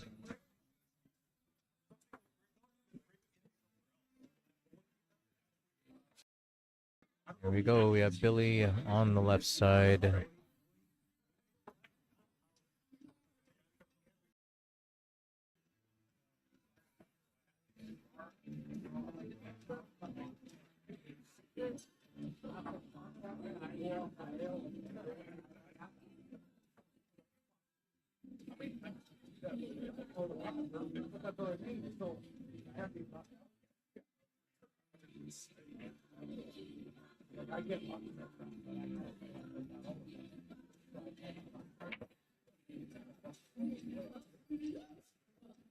Okay, so the 15 passed. Let's see if he plays gonna shoot the 12. Maybe he's not too worried. Okay, he's gonna shoot three ball combo. He might hit this with a little speed because he kind of wants to move that 2 ball out of the way of the pocket. He misses a combo. Unfortunate.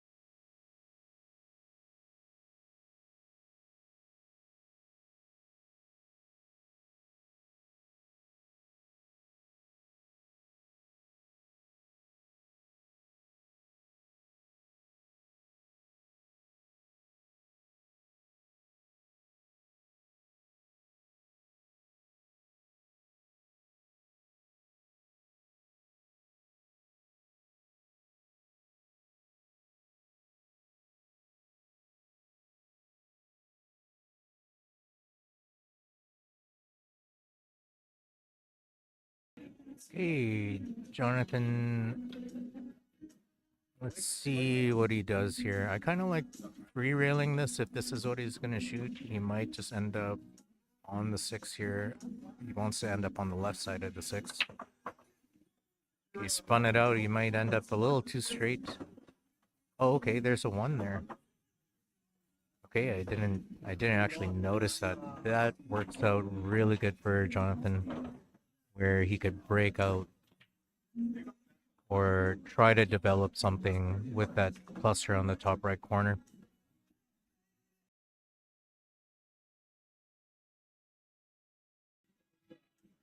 So he wants to, at best, no, missed everything. Missed everything there. But I think the 4 might actually, the 2 ball might actually go to that top corner now.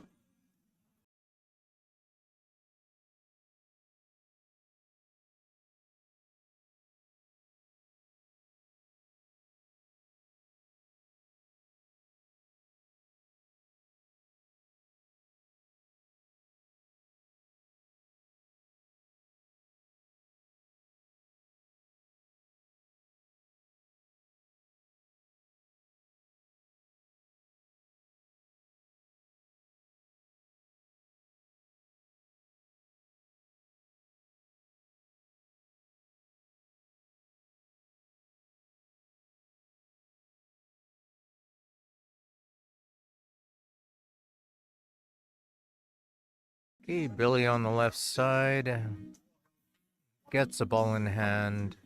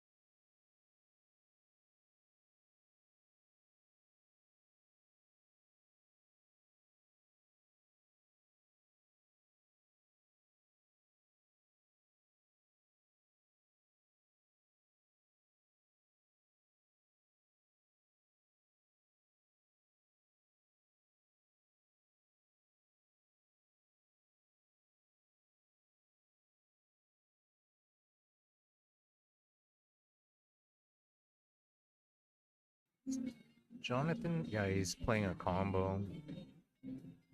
Billy is he in a little trouble there?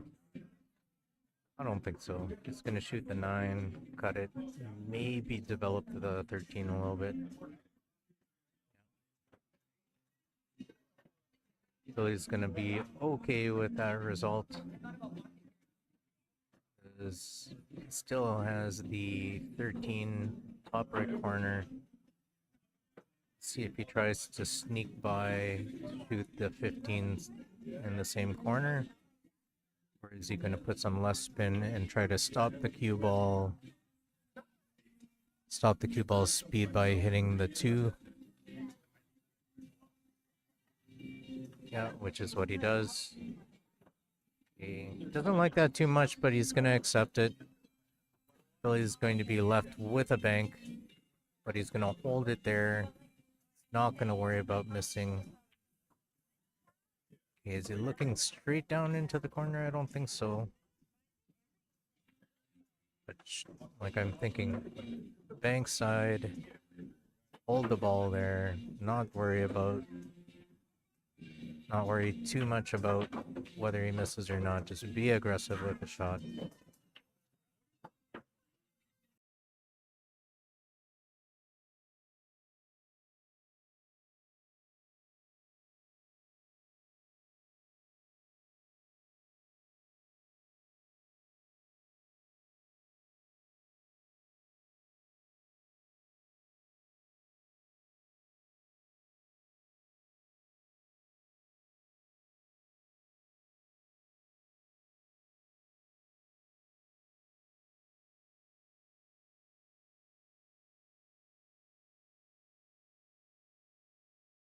Okay, so Billy goes for a little bit of a two-way shot. Jeff is going to do the same. He's going to bank this in the side. And then try to land under the 8 in case he makes it. Just tops, just like that, underneath the 8. That's a beautiful shot.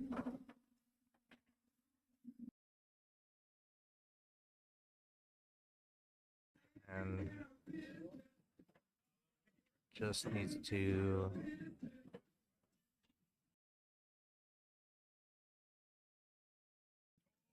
oh, that's a little unfortunate.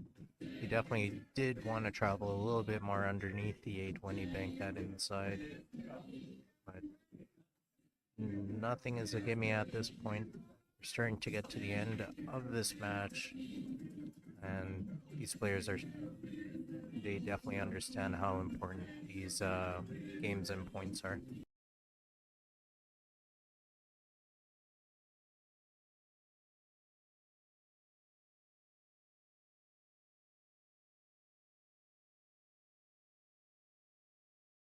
Looks like Billy's going to come out on top with a scoreline of 10-7.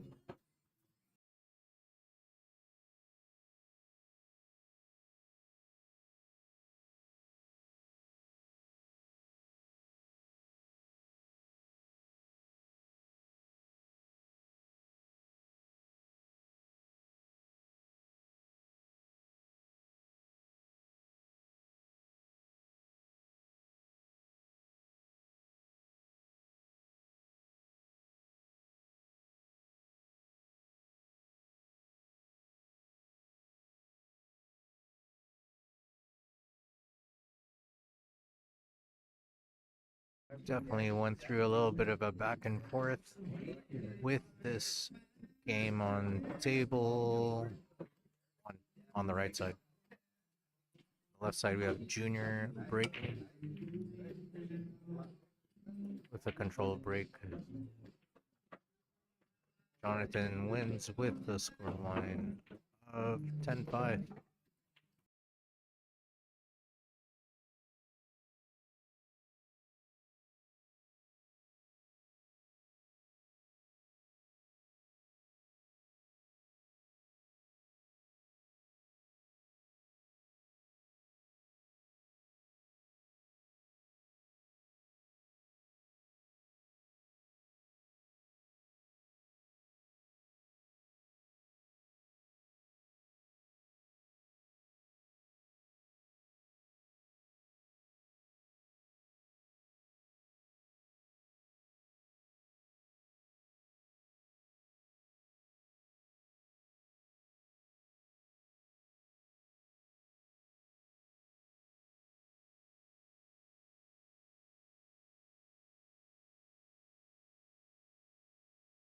Ryan on the left is leading off the stripes. Let's see what his layout looks like here.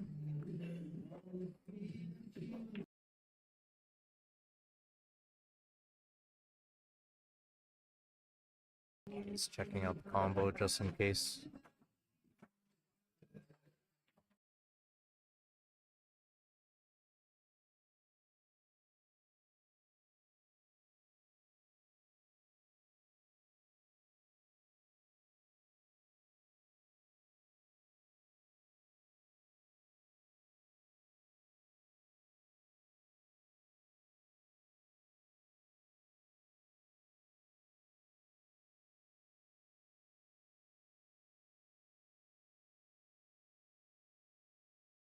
And on the right table, we have Billy Thompson. I believe he's playing Trevor Meaches.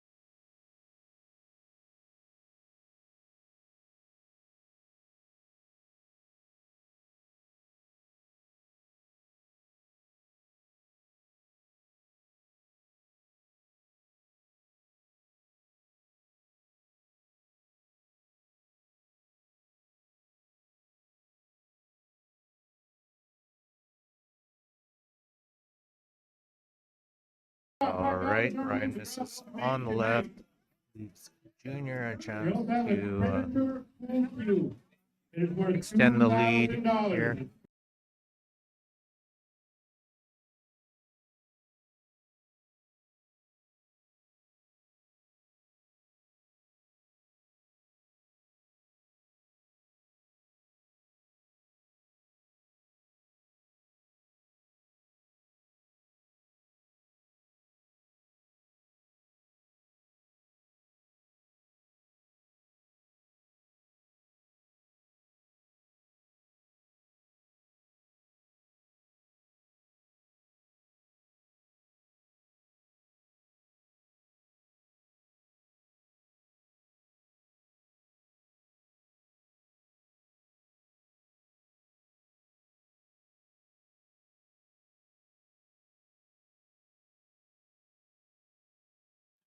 Right, Billy on the right develops the 4. So at least I got you.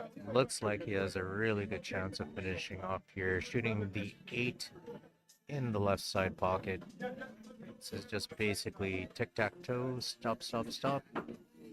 This might travel a little bit on him, depending on what kind of angle he has. So he might have to go forward, slow roll it. Wants to stay underneath the 10, which he does. 8 in the left side. To help out his team, a 10-0 scoreline.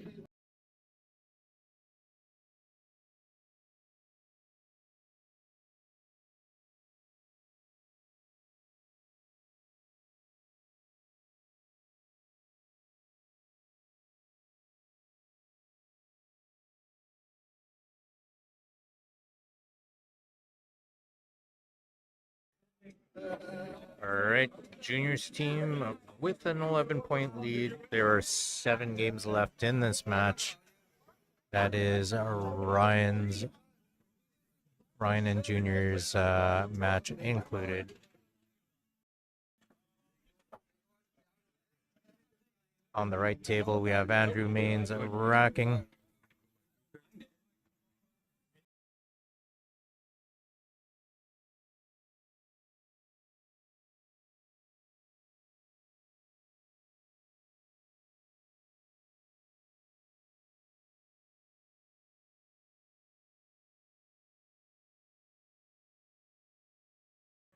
All right, Andrew Maines to break on the right table.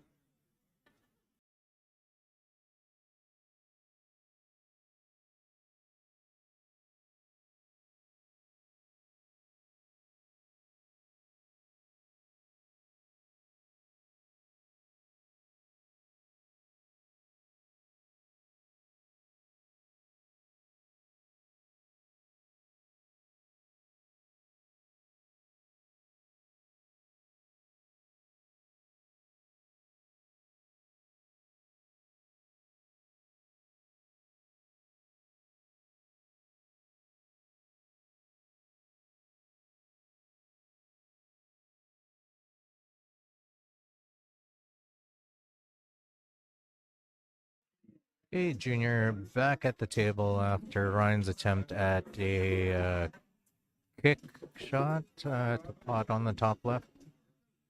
Let's see what Junior does. Like he might even flip the.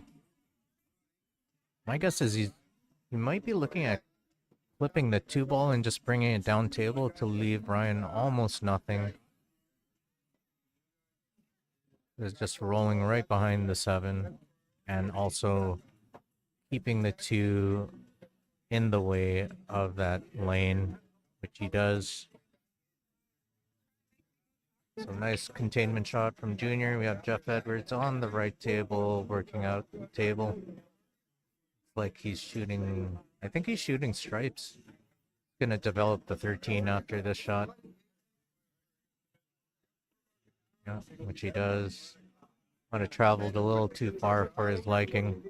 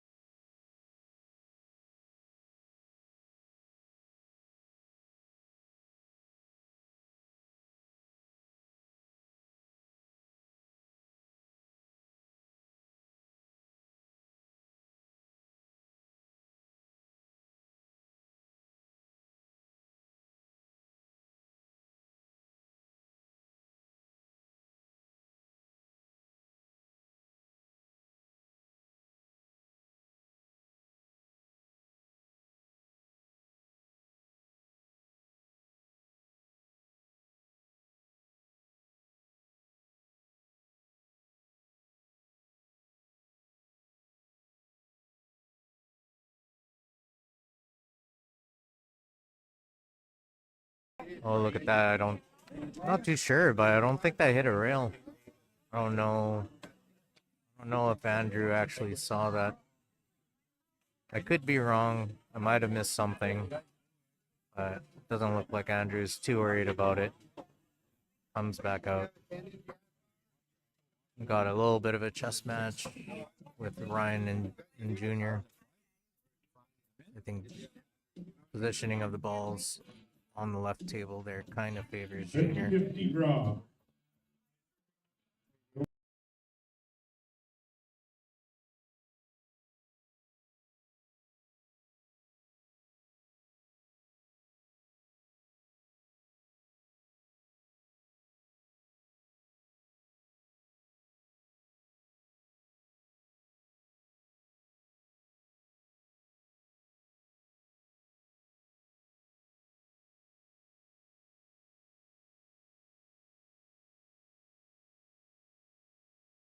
All right, looks like okay.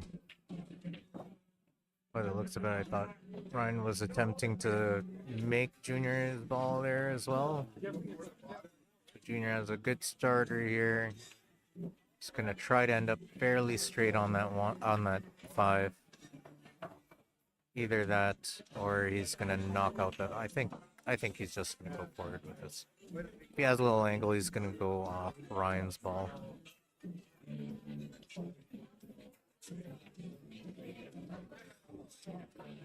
So if he has a little angle, he's gonna pound it out there. Okay.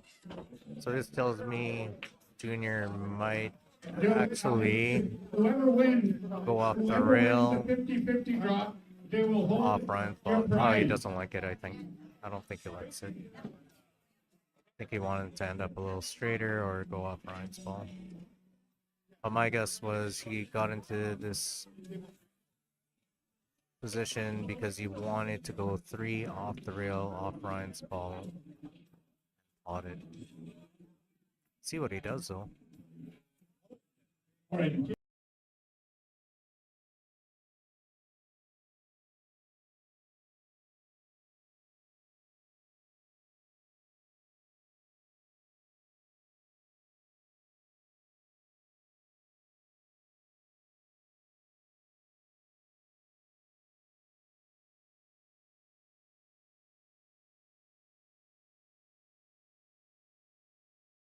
Oh, I see what's happening.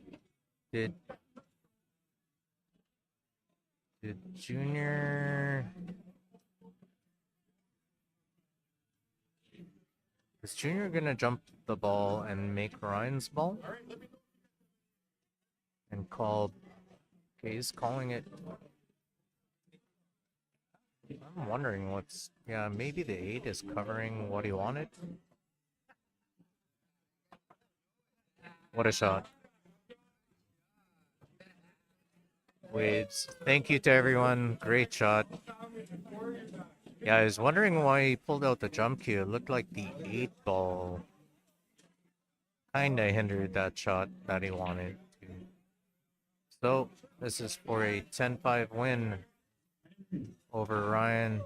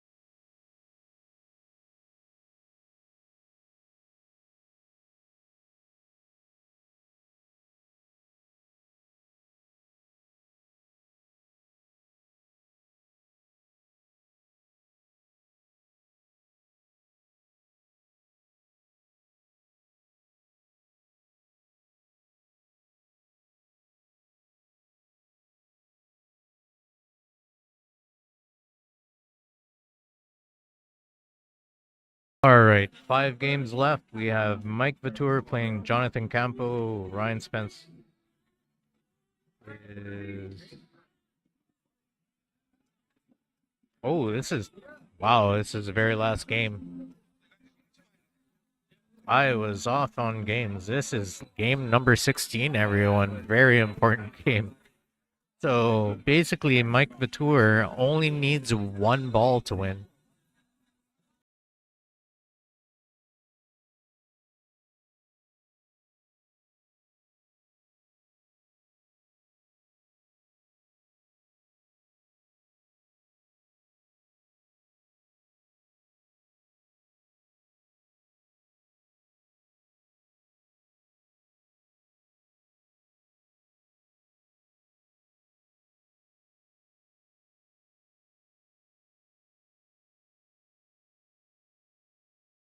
All right, everyone. So Mike gets the 1 ball that he needed to win the match. Congratulations to Burnell Jr.'s team winning on the A side. And good luck to them on the east side, and good luck to Team Northside folk on their B side run.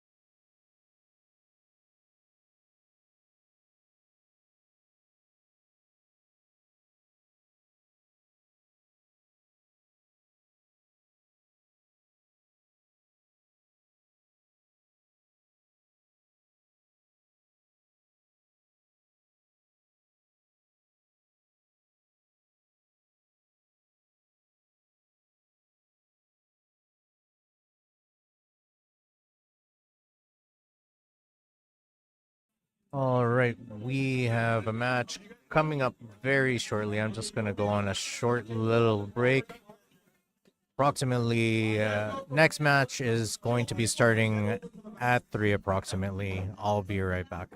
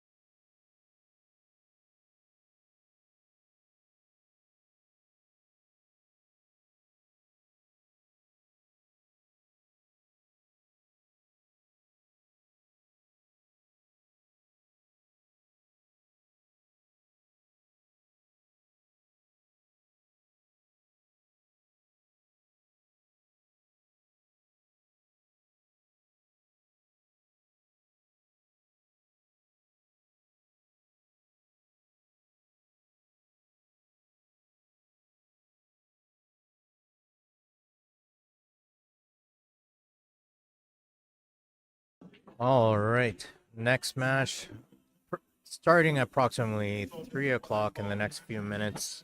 I'll be back. I'm just going to go for a little break. Team names are 410s against Sterling Crusane's team. And yeah, back to you with another live stream shortly.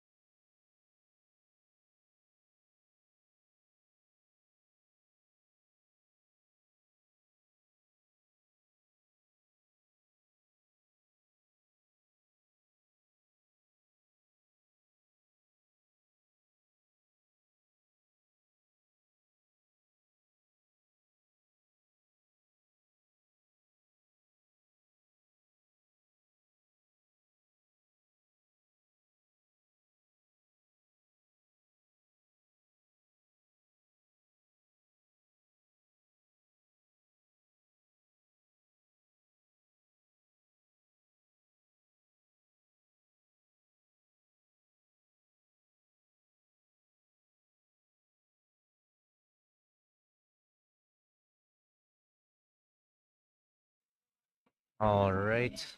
Got some players from the 410s here, and we have another gentleman from the other team starting to warm up. But let's go through the team roster of the 410s team. And 410's team roster consists of Kerry Afner, Dwayne Williams, Mike Frechette, and Shadow Edwards.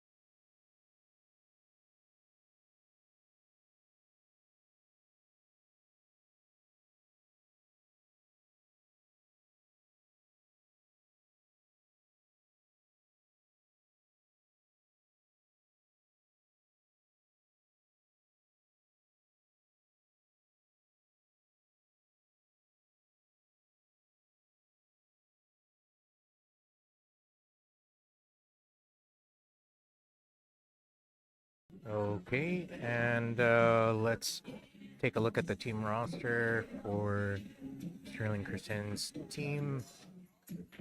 Consists of Jeff Wozni, Jeremy Anson, Sterling Christian, Shane, and Sterling Janelle.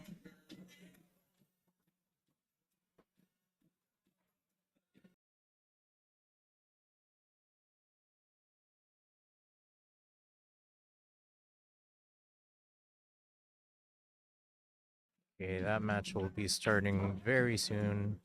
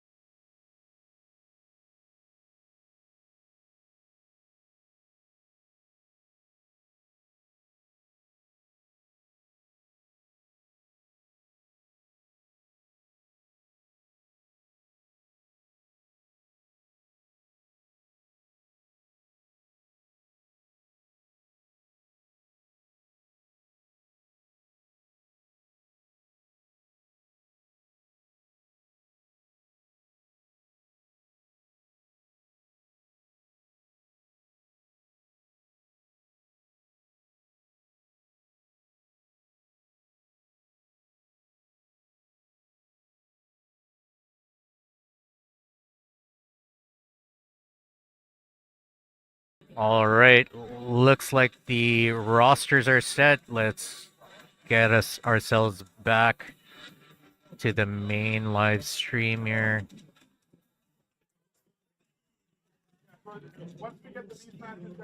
So good luck to both teams. Oh, yeah.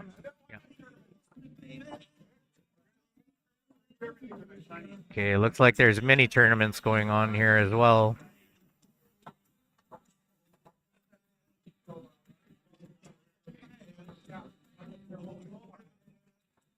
Okay, let's see here.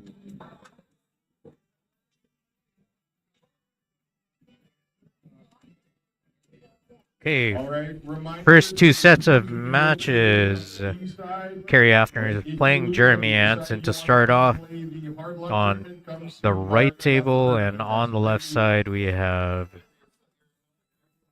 Jeff Wozni playing Shadow Edwards.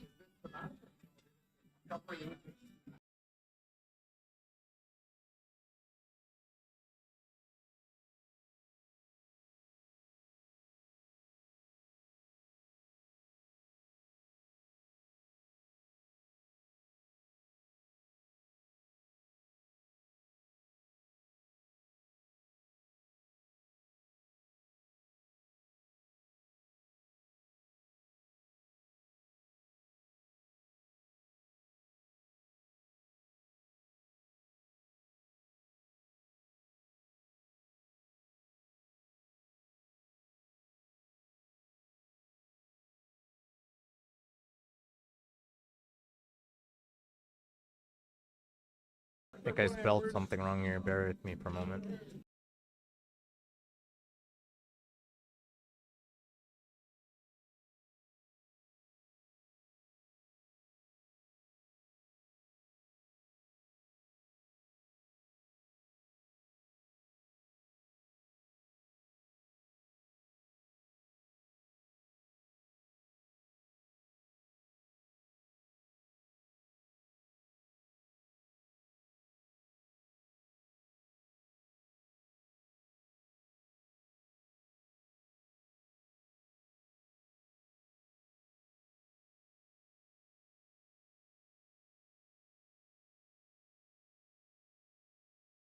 There we go. We have Age at the table. Shooting solids. And Jeff Wozni on the left side. Starting off with the 11, I believe. And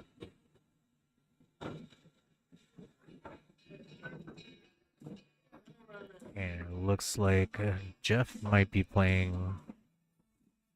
I believe that's a 15. Might want to look into possibly a combination just to keep the 7 over it. Okay, let's see what he does. I think he's aiming for the 15. We'll draw, hold it there. Okay, a little bit of a tough situation. So is Age. Age got it. Both of them in a little bit of a situation here. Let's see what they do.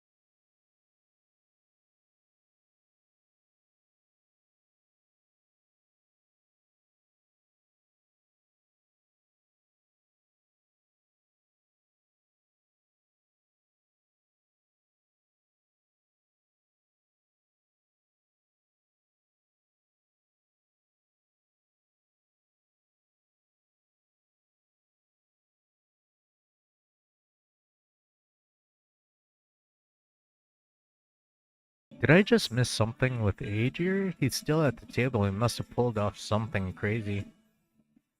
Gotta take a look at that one.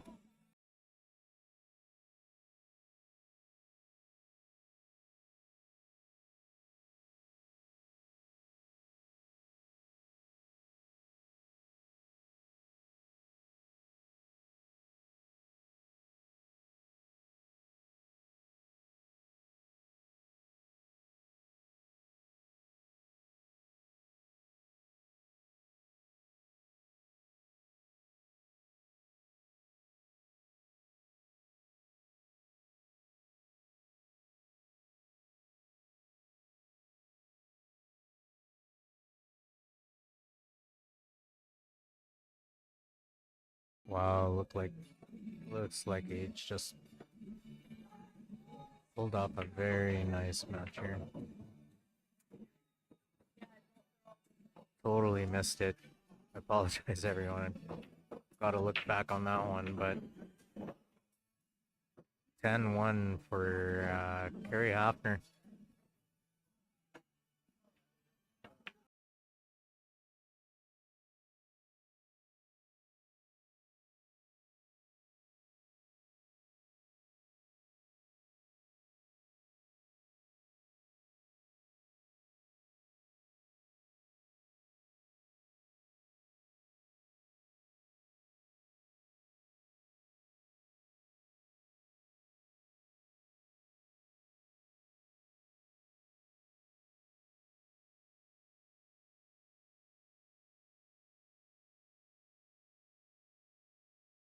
Okay, see how Jeff is doing.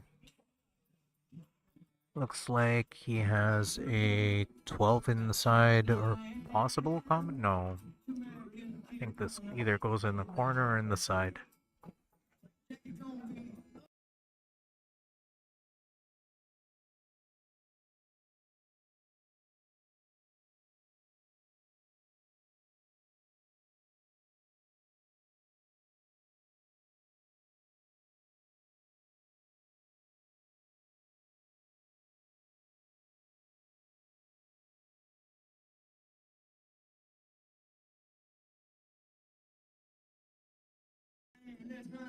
Decides to cut the ball, bottom left corner.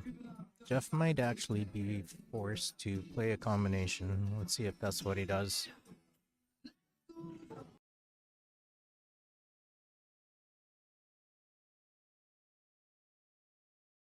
Okay, and on the right table we have Dwayne Williams playing as Sterling Kershaw.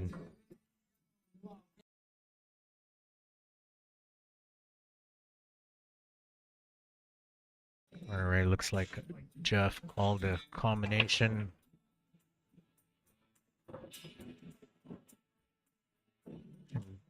Dwayne scratches off the break. Sterling at the table.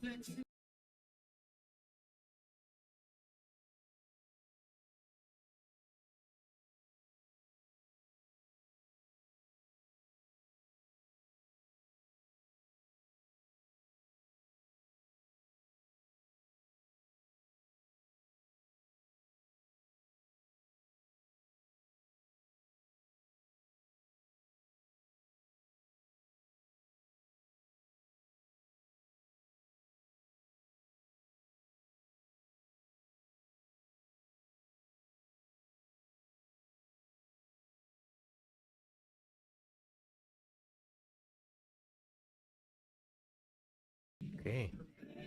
A little bit of a cut shot, but he does have that option, or he might bank the ball, and picking the cut shot is the way to go. Let's see if he decides to go 3 rails or just 1 rail towards the ball, towards the 9. Tries to bank it. Shadow back at the table.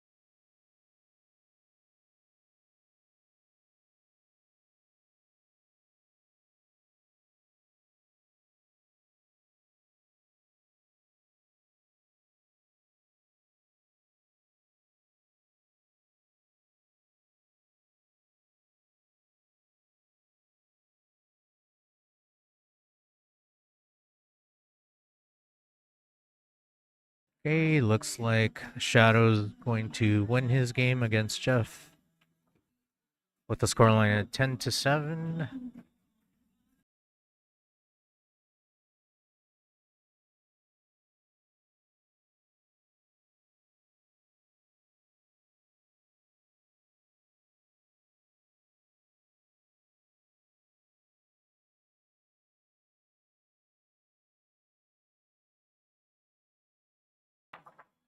Okay, next match coming up, we got Sterling playing Mike Frechette. I believe it's Mike Frechette is breaking. On the right table, we have Dwayne trying to finish off a rack here. See what he does. Is he going rail first? 13 bottom corner? Yeah, he's calling it. Rail first, kick it on the right side. Try to make the 13 bottom left corner. A little bit of right spin. Pretty close. Nice try.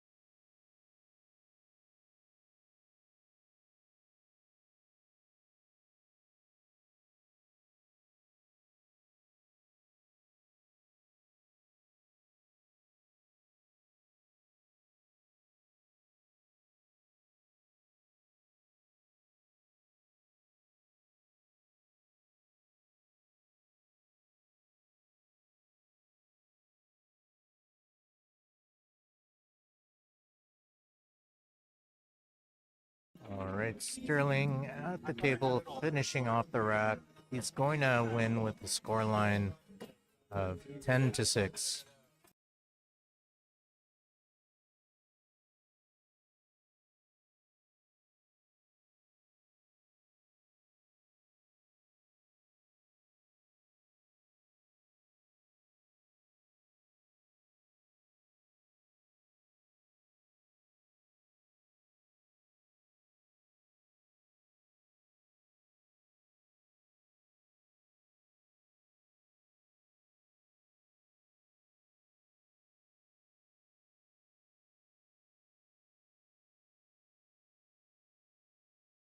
And Mike on the left runs out the table with a scoreline of 10-1.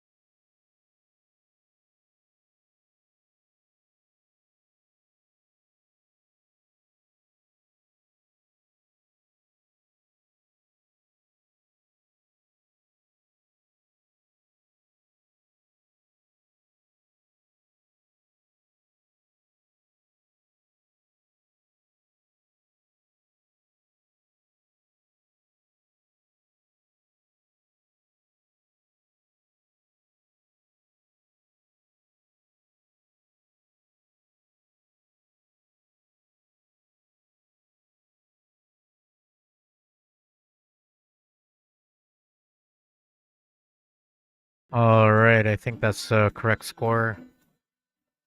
Let's see if things have been updated here. 36-19. Jeff Wozni is playing Kerry Offner. Sterling Janelle playing Shadow Edwards on the left.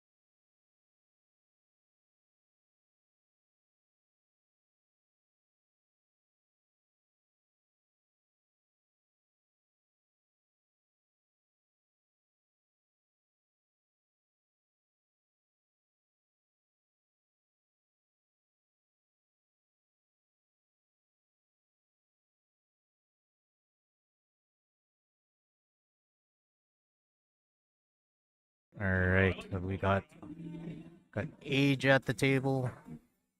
Let's see, is he looking at the 15 top left corner, I believe? All ready, folks? And he might actually draw it.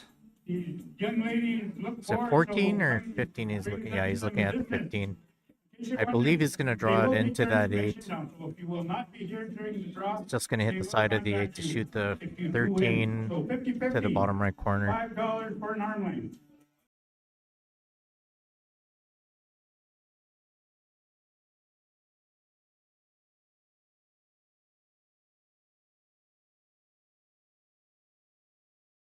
Yeah, worked out for Age.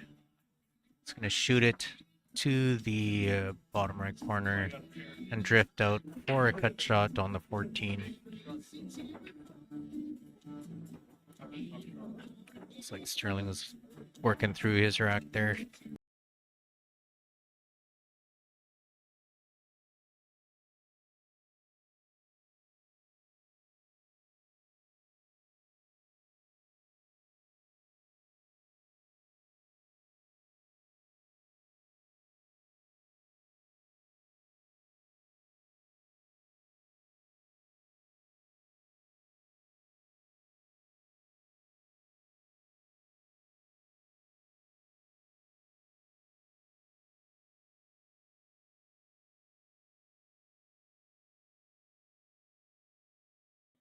Very nice shot from Age. So basically, he's either going to draw it right back to the middle and be okay with the cut shot, exactly where he's looking. That's what I'm thinking he's doing. So he wants to draw it back like 2 ball lengths, about 4 or 5 inches. Doesn't want to go too far. Oh, it looks like he could hit center ball, go off the side rail, back out. That's even better for control. See what he decides to do here. He has an angle. I like drawing it to where the 4 is. So, and he did. What a shot! There it is. It's gonna win the scoreline of 10-1.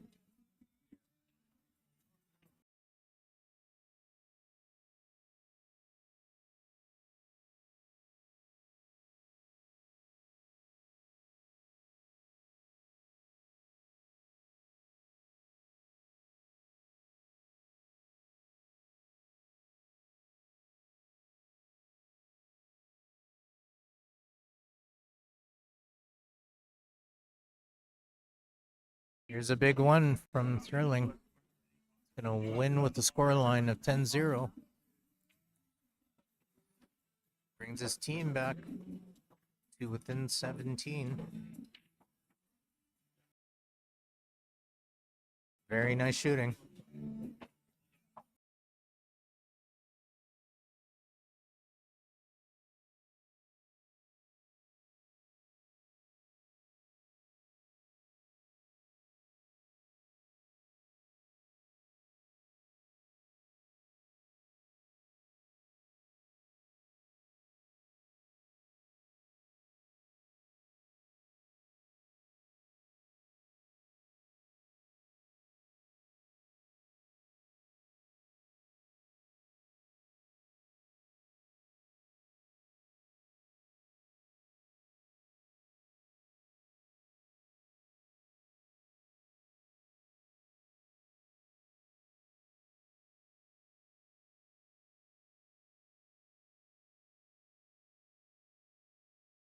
Let's mix up the score here. Yeah, they're within 16 points. And we've got Jeremy Hansen on the left. He'll be breaking against Mike Frechette. Sterling that just broke at the table, and he's playing against Dwayne Williams. He's at the table right now.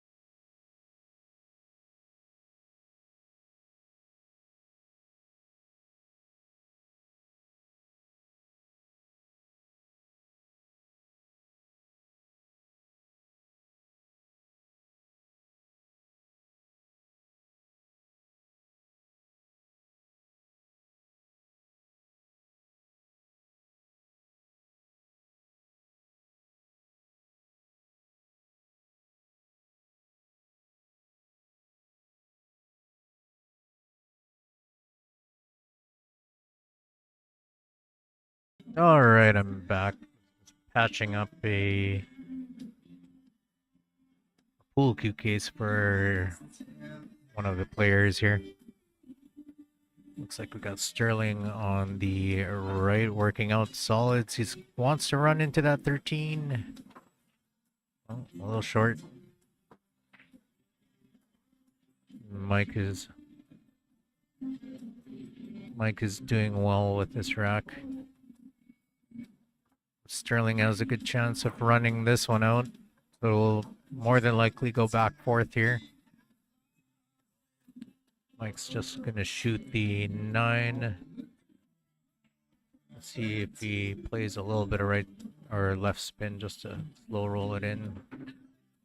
There we go. Tic-tac-toe for Mike, I think. Might have ended up a little too far, but he's just gonna draw it into the side rail, back out for an easy shot on the 11. Decides to go back and forth. Had a lot of angle there. Dwayne back at the table.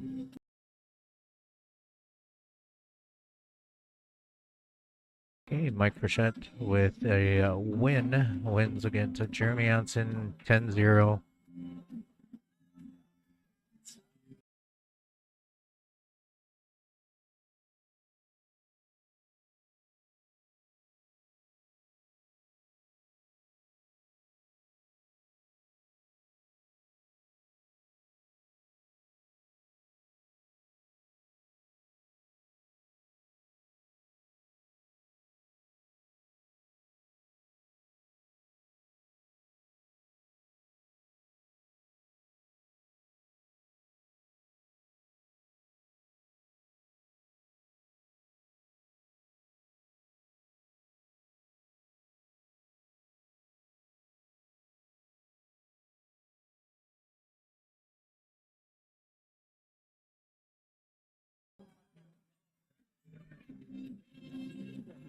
See what Dwayne does with this on the 8. Is he gonna kind of run into the 8 a bit?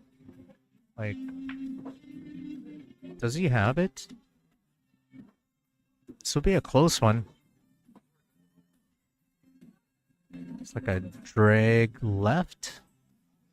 You're really close. This is a close one.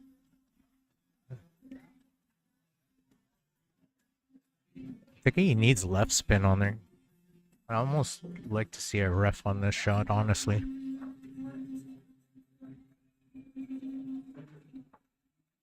Yep. Well, yeah, that was close. Tough one. Well, I guess he knew that if the 7 moved, it would have been a foul. So let's see if Sterling starts with the 7. If he has it, it's a little bit of a cut. That's the way to go, though. Just finish off the table with the 7. So you're going to go with a little bit of easier shot on the 4. He needs an angle on the 5 to drift across. I think it's just one of those situations where he wants either a guaranteed point or he's going to shoot the 7 to get all 10. Let's see what he does here. Shooting the 4. Needs to make sure he has angle on the 5.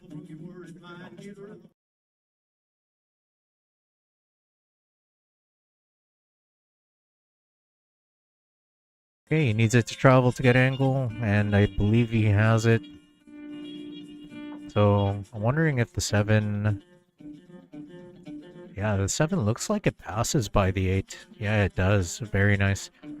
So since it passed the 8, his pattern was definitely really nice. Nice choice there. Start off with the 4. Just needs to hold it here. Oh, I guess it doesn't pass the 8. Looks like he's going to either bank it or cut it to the left. Yeah, he's cutting it to the left. For some reason, I thought it kind of passed the 8. It's really hard to tell on the camera.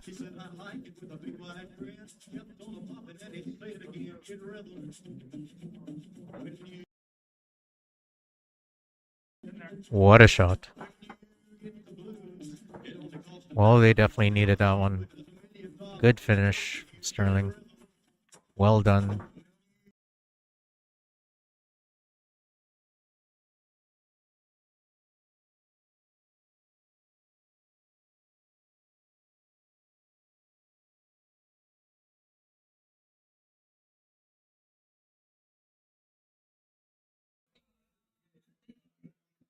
Looks like Age is on his way to another run out here. Just needs to get to the center of the table. It's like Age is running out a lot of tables here today.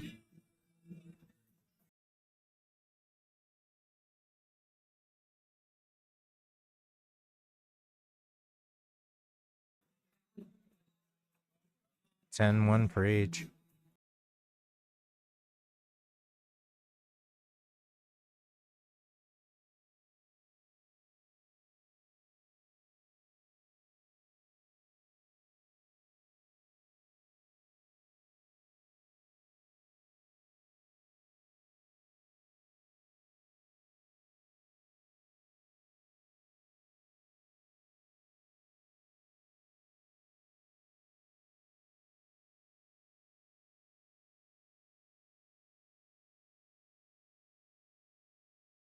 All right, 7 games left. Looks like Kerry Hafner's team is up by 32. I believe I have that right. I've seen comebacks, and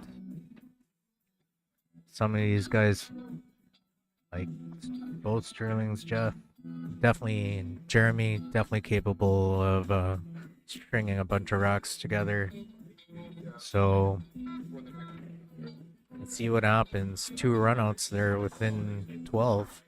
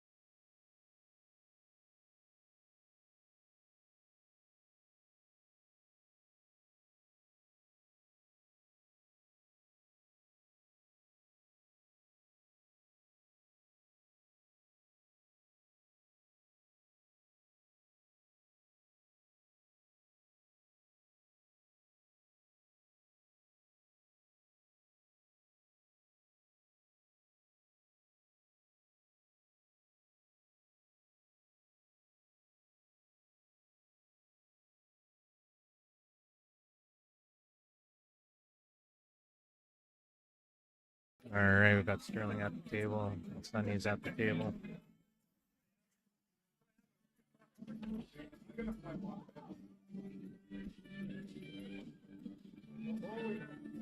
I believe he's playing Shadow Edwards on the left table. But Jeremy Hansen, I believe this is his very first good look at the table after a few matches. He got run out a couple times. Let's see if he could capitalize on his turn here.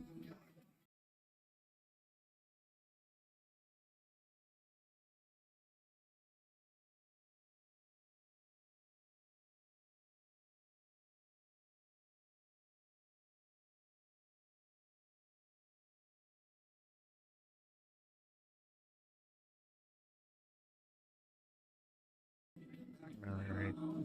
Sunny with a little bit of a miss. I think Shadow is definitely stripes. Let's see. Yeah. I believe so.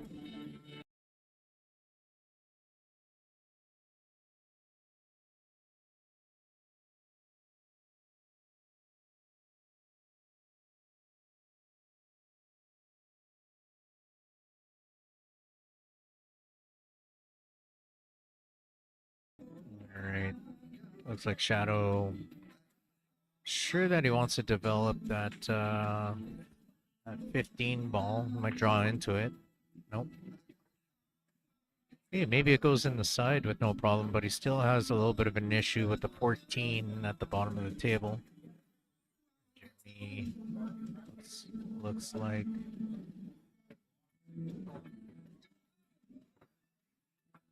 Dwayne's back at the table.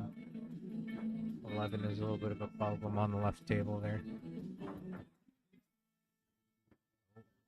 Two issues on that side.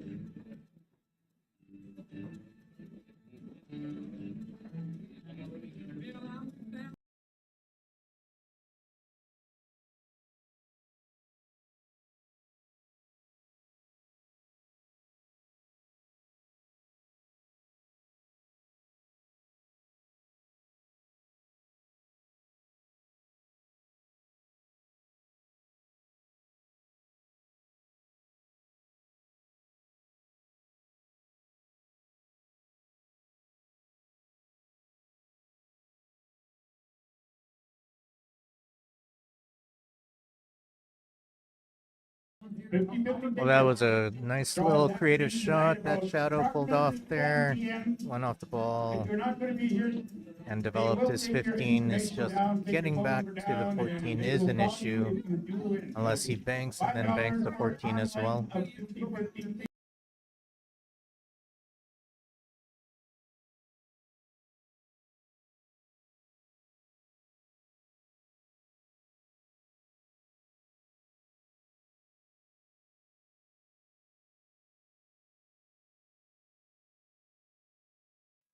Sunny back at the table.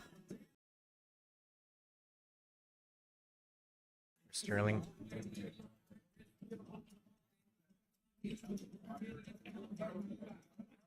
And Jeremy coming back to the table. They both need this one to give themselves a chance. They could catch up. Good. Let's see. Possible 9 points. Uh-oh. Not what Jeremy wanted.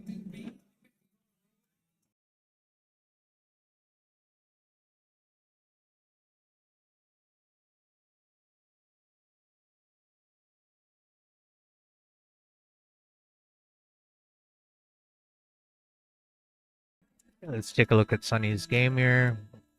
I believe what's going to happen is just going to go bottom rail back up towards the two balls. He's going to play a combination shot on the two. So combination shot on the two. He's going to make sure that three ball stays there. So it's a drag draw shot.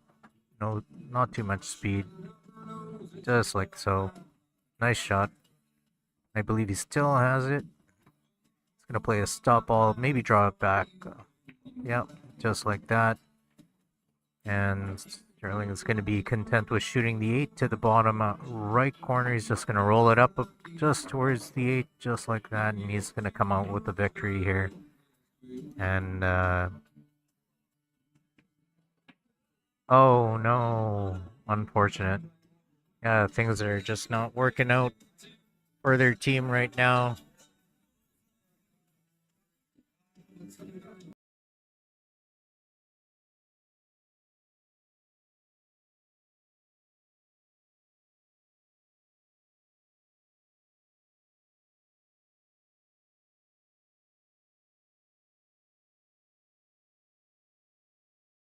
All right, currently down 38. This might be the match here.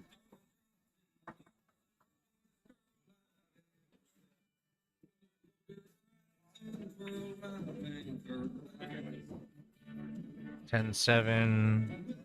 They're gonna need some big wins here. 5 games left.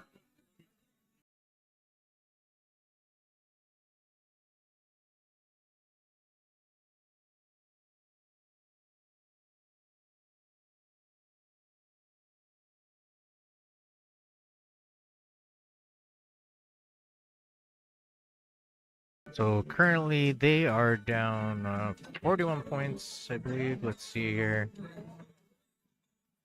Down 41 points with 5 games left. Age's team needs 10 more balls to come out with the win. 9 balls for a tie.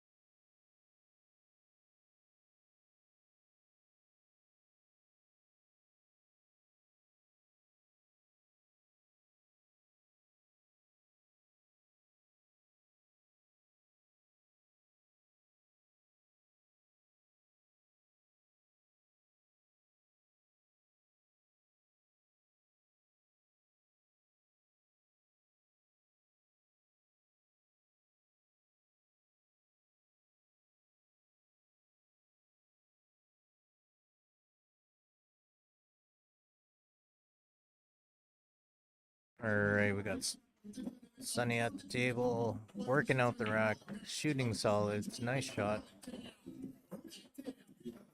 Never know. If he runs this one, they're definitely in the match still. Definitely in the match. He's gonna roll this in. Yep. I think he should go for it.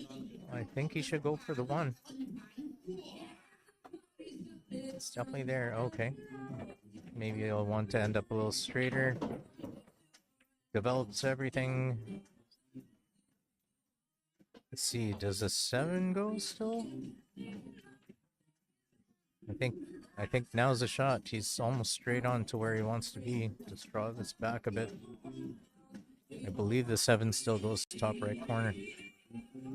Jeff working out the table on the left side there. Only problem ball is the 8 ball. They need some big wins, like I mentioned.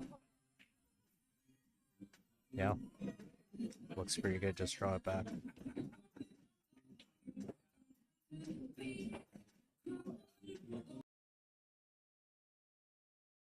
Oh, it must have been really close. But at least he was aggressive. That was the most important thing. Got to be aggressive in this game, especially if you're down by quite a bit.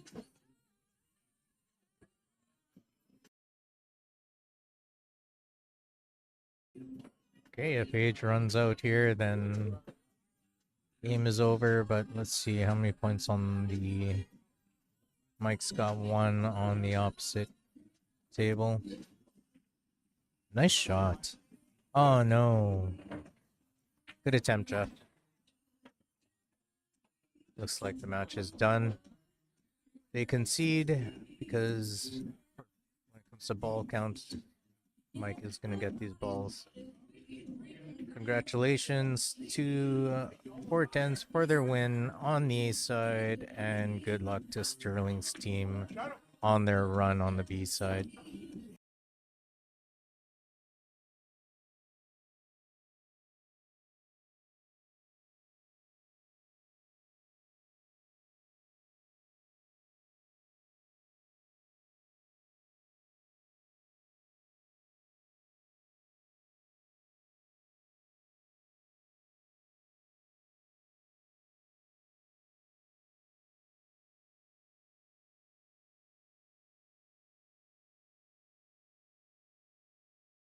All right, looks like we have a little bit of a wait, but the match will be Smokin' Joe's. Yeah, bro. Yep. Will be Smokin' Joe's, and they'll be playing the winner of the Wongabis and the Northside Folk. I believe. Yes. Be right back.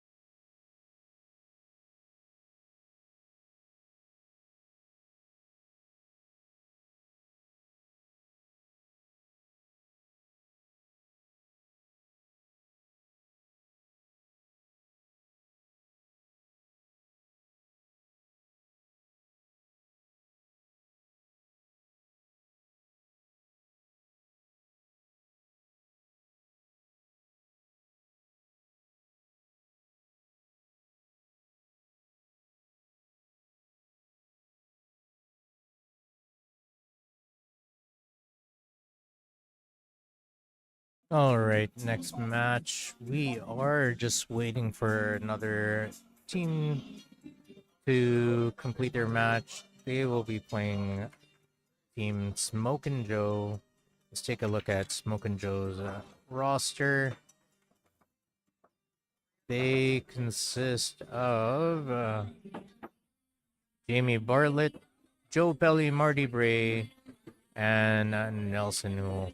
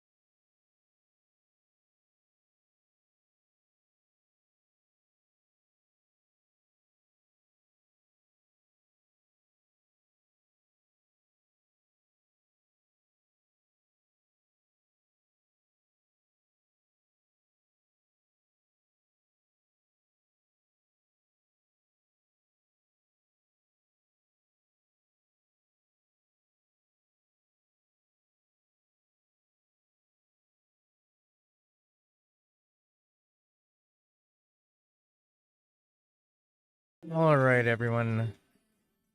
I'm just going to go for a little bit of a break while we wait for the next match to come up. It should come up pretty soon. They are on the tail end of their match just to see who is playing Smokin' Joe's.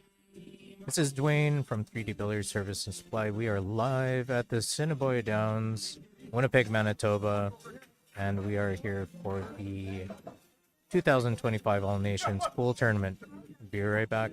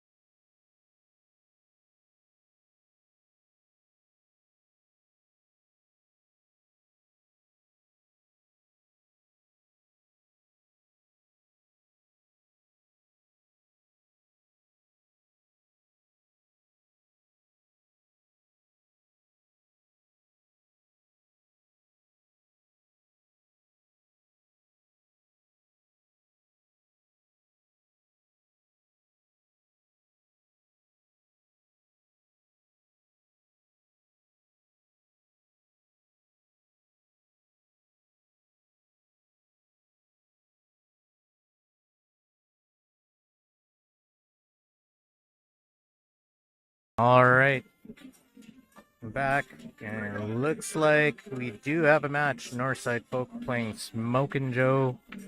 Looks like they are getting ready, getting their cues together, getting ready.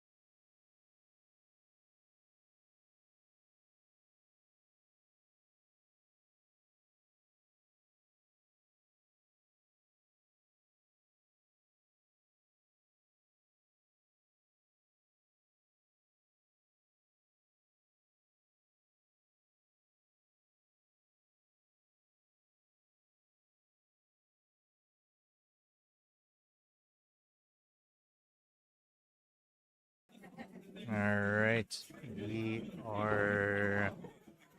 Looks like Joe's team there is getting ready to practice a little bit on the live stream tables. Side folk will eventually meander down here, but it should start within the next 5 minutes.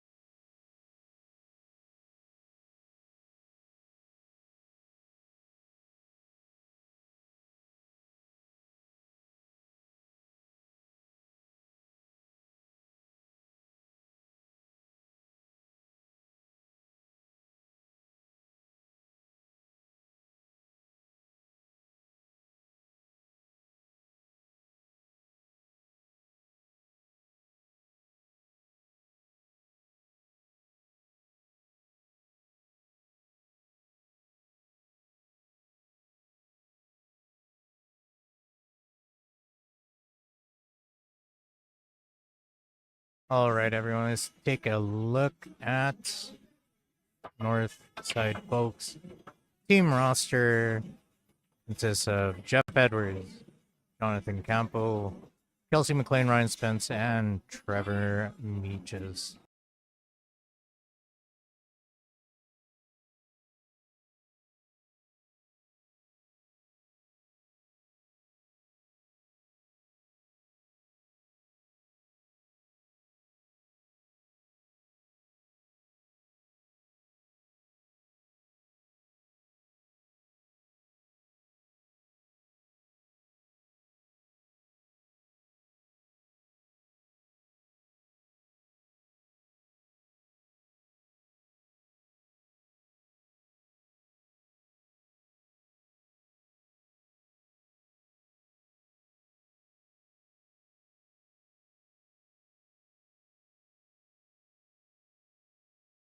See Jamie Bartlett warming up on table one, and Marty Bray warming up on table number 2.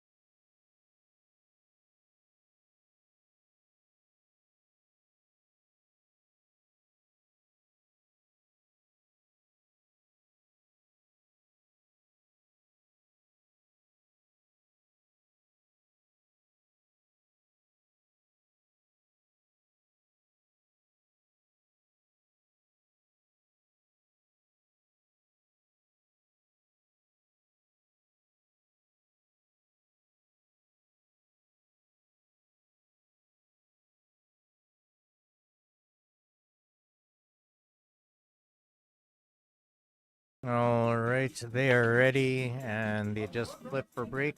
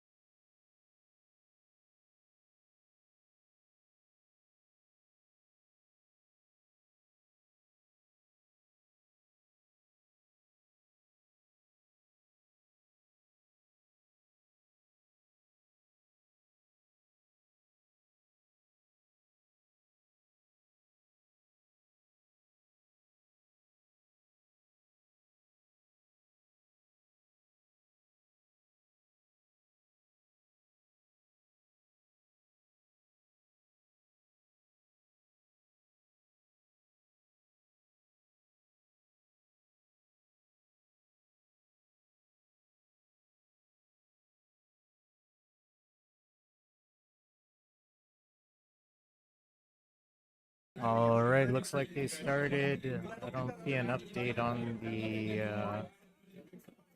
the roster here, so let's see if I can get an update.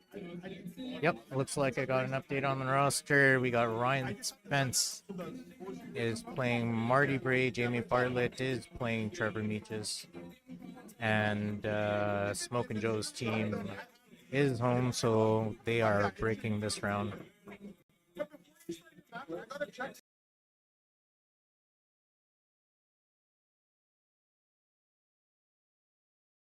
You're playing with, oh yeah,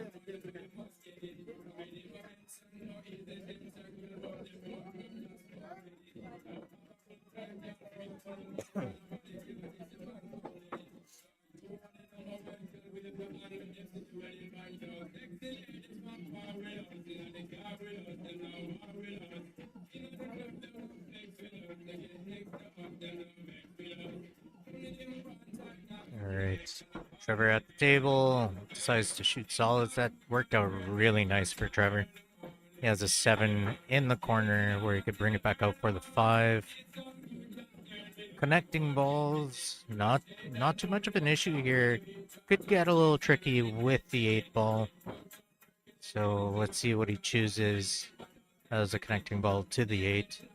Thinking it might be the 6. Let's see what he does. On the left side, we got Ryan working table solids.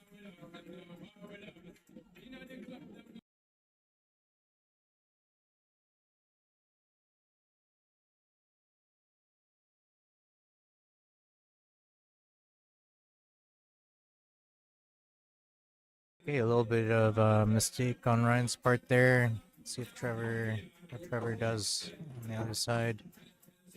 Okay, nice shot from Trevor. He's gonna draw that off the rail. Needs to get some angle on the 1 or the 4. Just wondering where he's gonna connect the ball to the 8.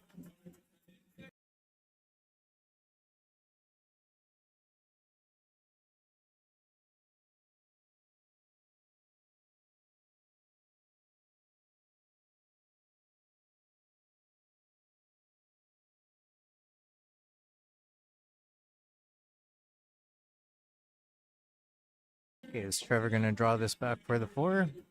Or is he gonna roll it up for the 3? Just needs angle on the 3. I think he's gonna roll it up. Just like so.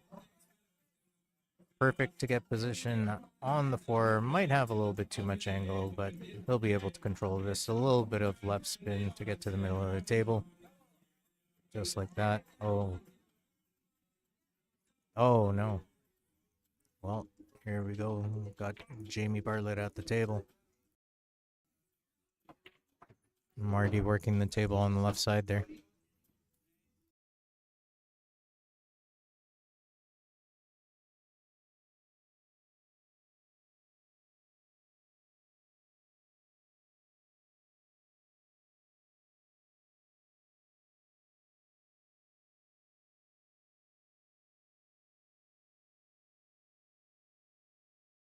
I wonder if Marty's gonna... He's looking at using the 15 to break open those balls there. Needs an angle. Definitely has a big one. Okay, he's down on the shot pretty quick. Yep.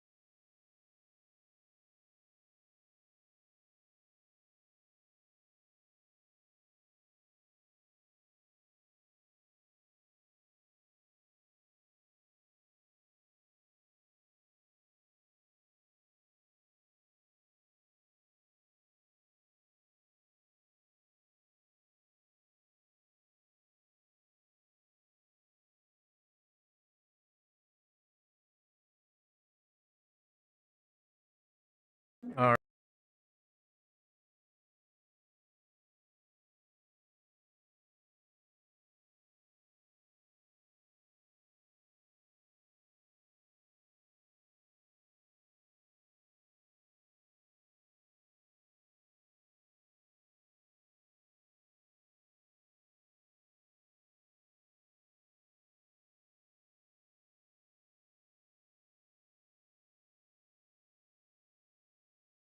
That's a little bit uncharacteristic of Jonathan there. But Ricky Roulette will take it. He's at the table. I believe he might start off with a 3 ball.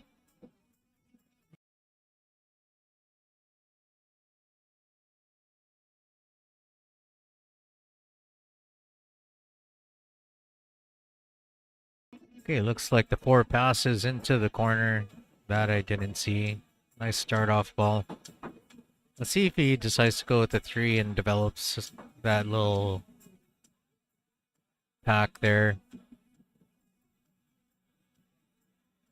Yeah, he's looking at hitting the 6 face on. He does that with a little bit less speed. He might actually have 1 in the top right corner. Nope.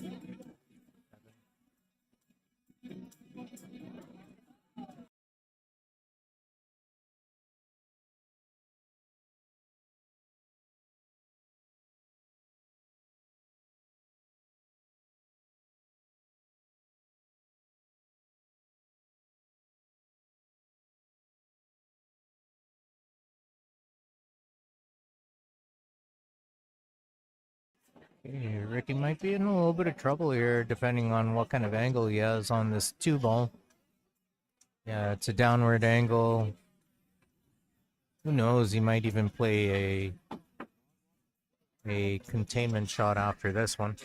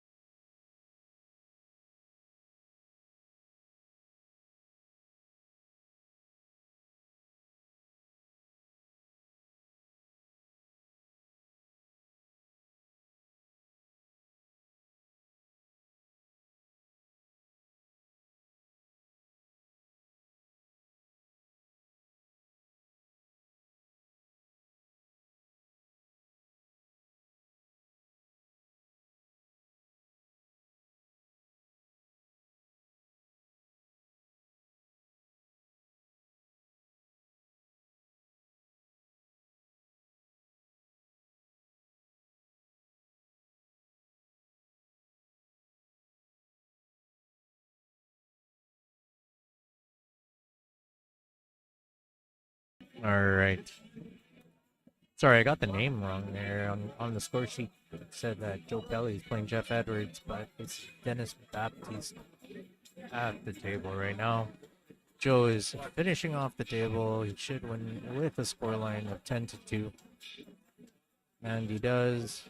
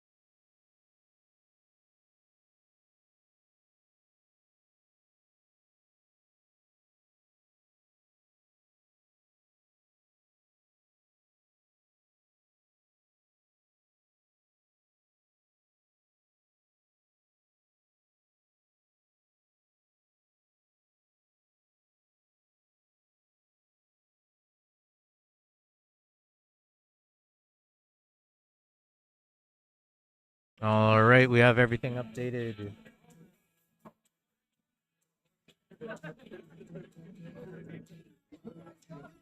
Got a scoreline of 30-13. Smoking Joe's team got an early jump on Northside Folk.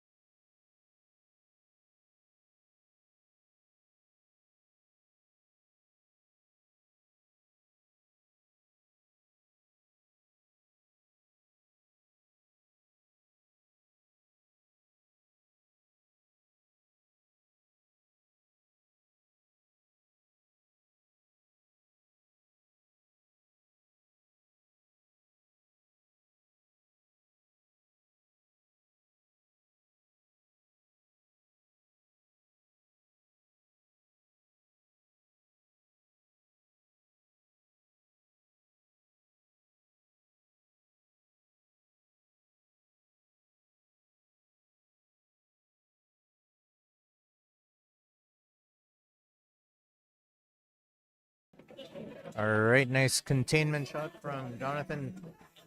Got Trevor working the table on the left. Let's focus on that one. Let's see what he's going to do. He's going to put a draw left, bring it back down for the 3. Okay, I guess, yeah, that's a great shot because he has the 1 definitely goes. Just wants to keep an angle so he could shoot the 8 ball to the same pocket that he's sinking the 3 right now.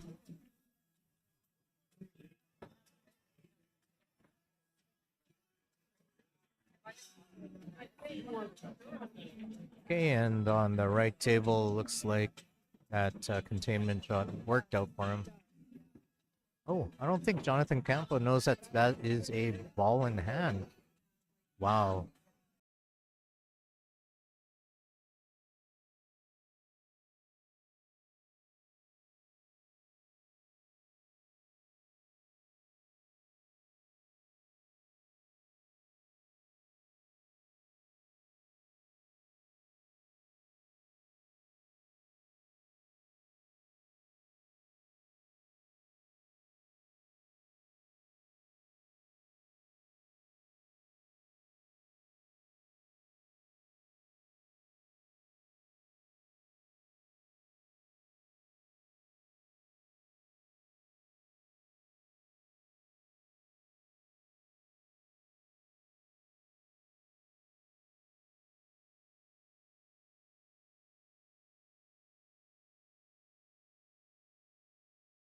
Yeah, it's pretty unfortunate that Jonathan didn't know that that was ball in hand. So, at least I think it was. I'm pretty sure it was. Well, Ricky at the table, he still hit his ball. And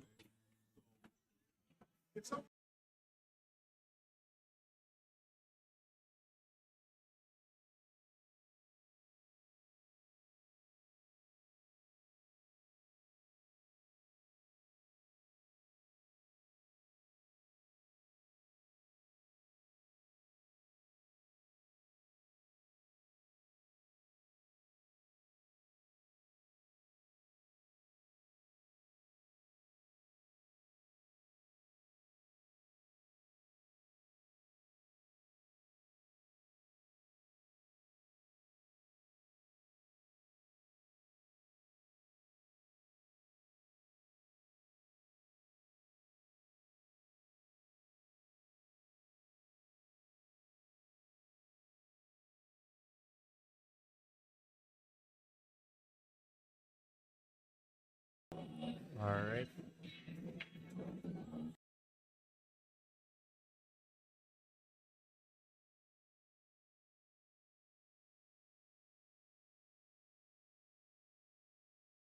All right. Nice game from Jonathan. Wins with the scoreline 10-4. They're catching up.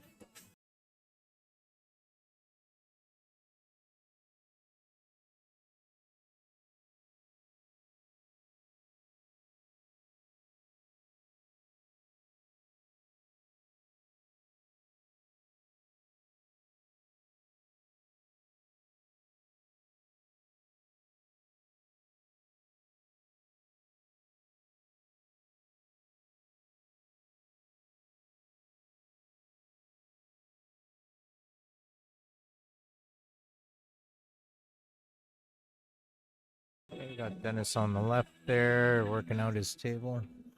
Looks like he's playing Jamie Bartlett. These matches are going pretty quick.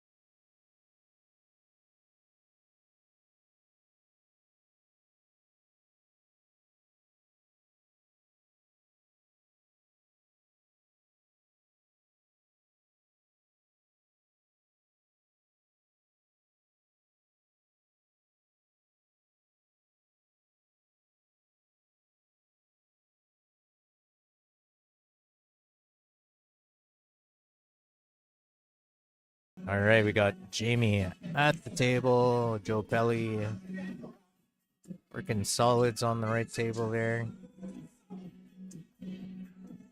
Let's see which table we could focus on when it comes to table layout.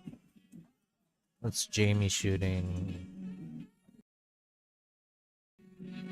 All right, my guess is he is shooting stripes. He's gonna bank this corner pocket, bottom right corner. That'll be a very nice shot. Okay, he undercut that a little bit. He's done us a fairly tough opener.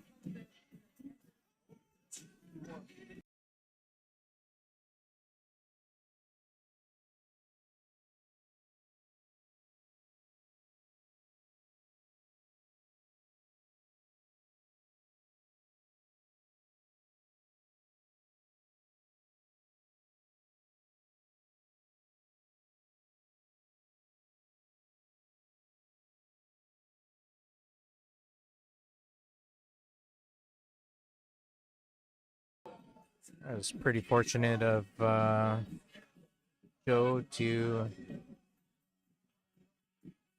leave basically no shot for Jonathan. Let's see what Jonathan does. Maybe he'll just nestle up and just. Oh, he's calling the ball.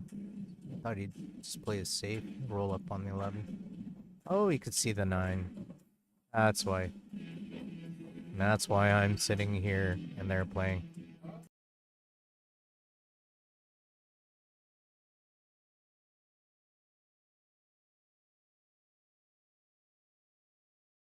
Nice shot from Jamie. He's going to have to draw it out. Or is he going to run into the other ball? He's looking at... Oh, okay. Is he cutting this ball? Let's see. He does. He's accepting the shot on the 11. Okay. Just needs to roll the ball. It'll go 2 rails out for the 8.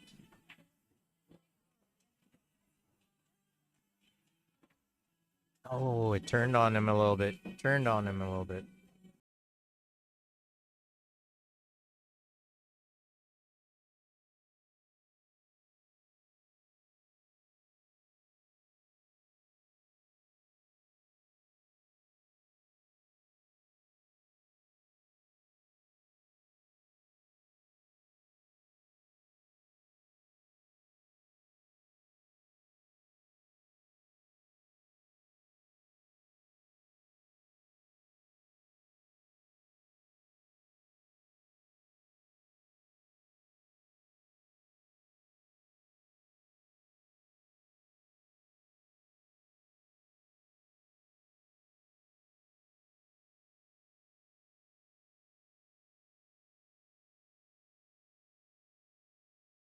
That's a nice shot from Jonathan. All he has to do is...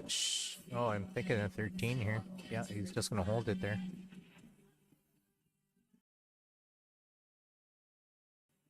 All right.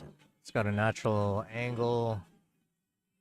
Might have to put a little bit of draw just to go to the other side. So top rail, side rail, back out for the 8, and he does it. Nice shot from Jonathan. He wins with the score line of 10-1 if he makes this.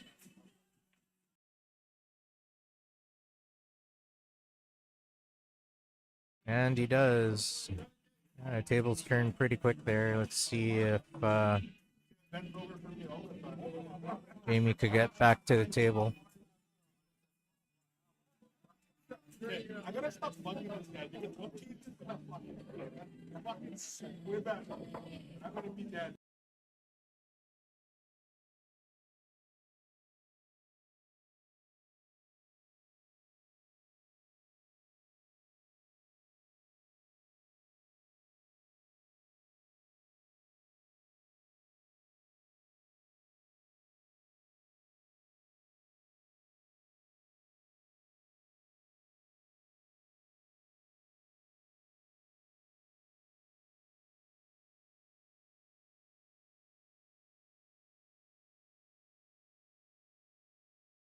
All right, we got Ryan Spence playing against Ricky Roulette, I believe.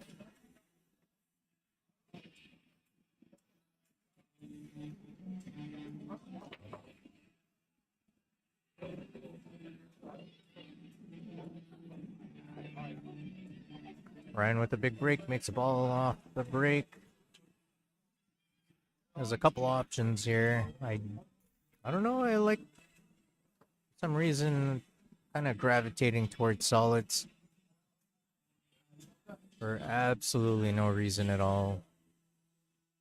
If I could shoot the one first top right corner, I kind of like that shot to start off with. Unless you shoot the 5 with inside sightings just to develop the 4 ball. But he has to shoot a small gap there between the 8 and 14. See what he does.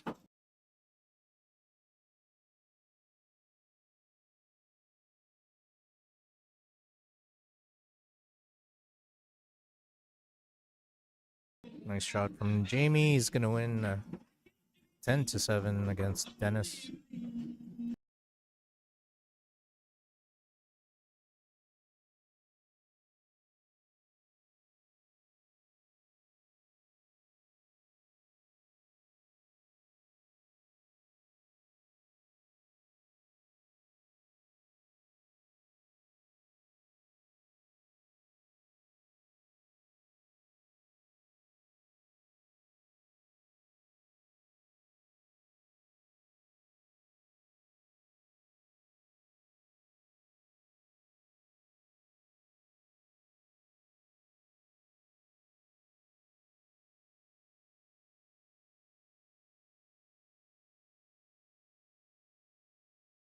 Okay, we got Marty Bray playing Dennis.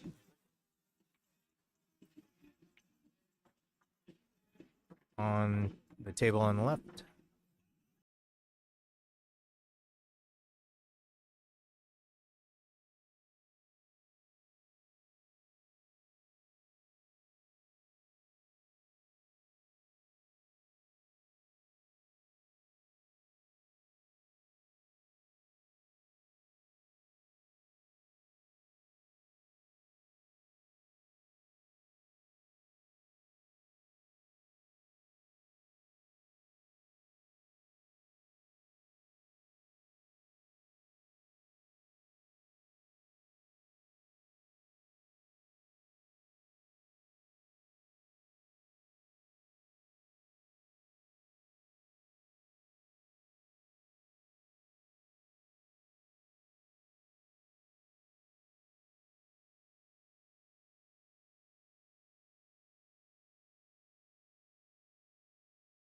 Oh, missed by quite a bit there. Got Ricky at the table.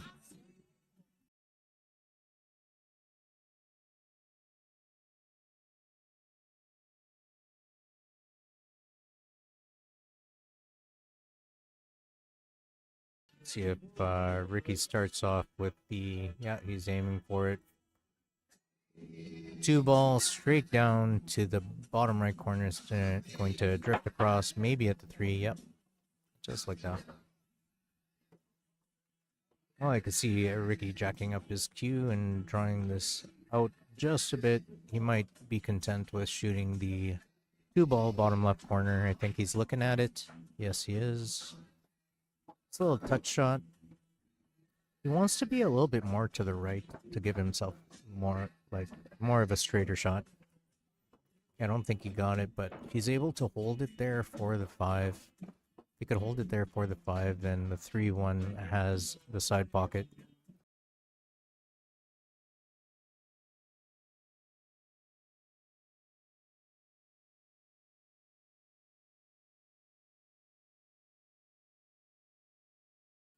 Kind of like seeing Ricky just holding the ball there for the 5. Looking at the 3, but the 5 gives him a natural up table angle to shoot the 3 in the side.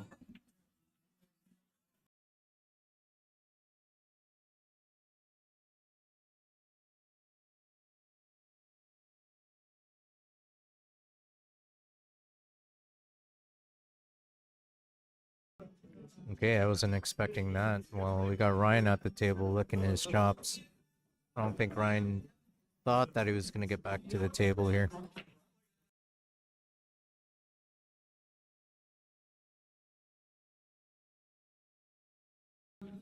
Welcome to the stream, Errol, Ramel, Jello, McVature. Thanks for joining.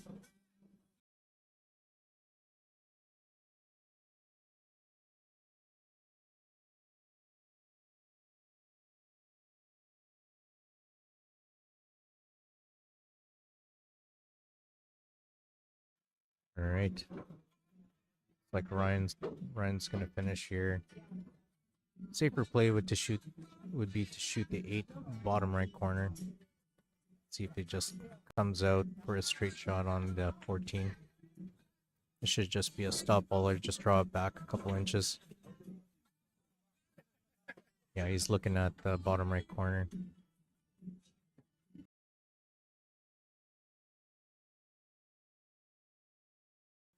Which he does.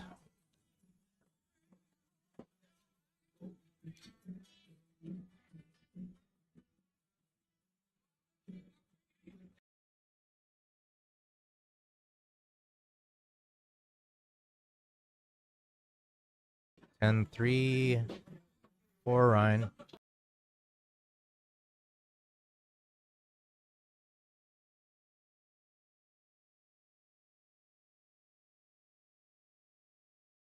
It's a very close match. That match would have been the end of the second round. So, with a 10-point difference, you got Dennis working on the table. He's going to draw this back. Okay, he'll be happy with that. Shook his head like he's not. Like, he could easily just go 1-2 rails 8 in the side pocket after if he likes. Just roll it in. It's okay. Oh, he traveled though. He traveled, but he's going to shoot the 8 top left corner. He's going to accept the shot.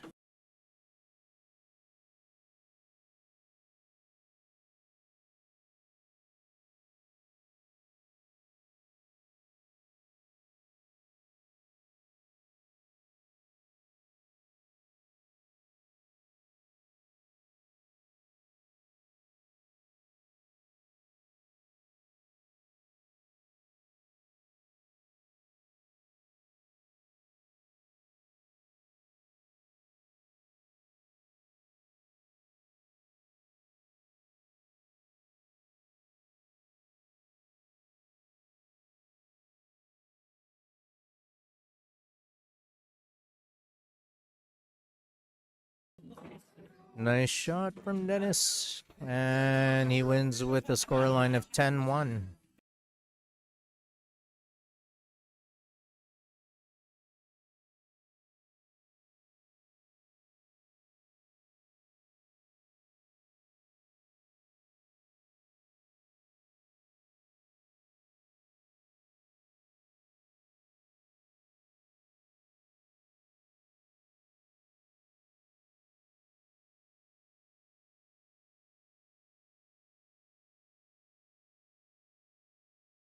All right, we got Joe Pelly breaking against Ryan Spence.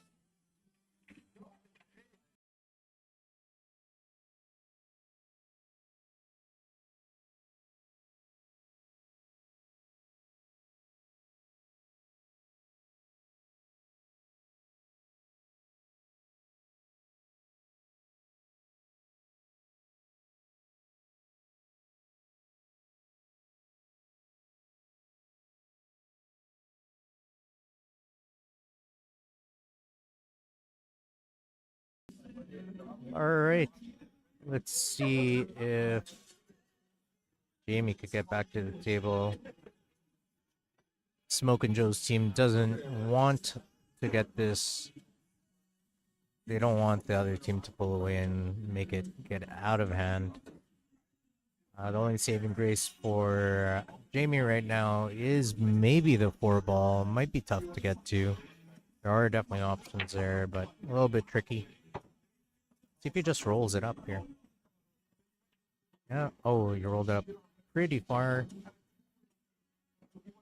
wondering what he was going for there. Well, it looks like Jonathan might actually. Let's see if he cuts the 6 here and just lets the cue ball travel. I don't know. He is left-handed, so the 3 ball might be a little bit out of the question.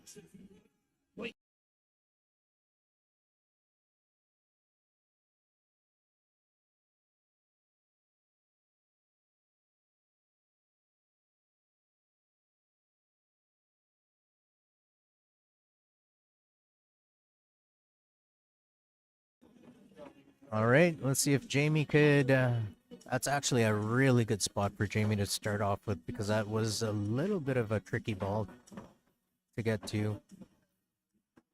See if Jamie decides to draw it back out and push the 4 to get to. No, he's going forward. Let's see what he does. Okay, his center ball. Can he see that 10 or the 12?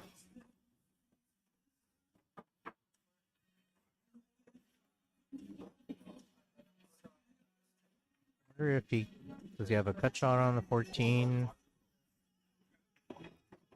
Wants to play a slow roll or drag shot here. Jamie playing left-handed.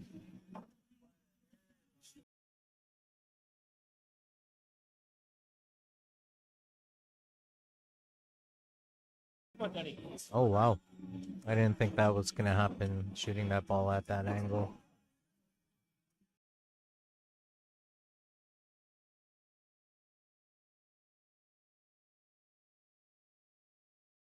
Okay.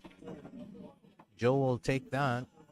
He's got a cut shot to the bottom left corner. Let's see if he could do that and help his team out.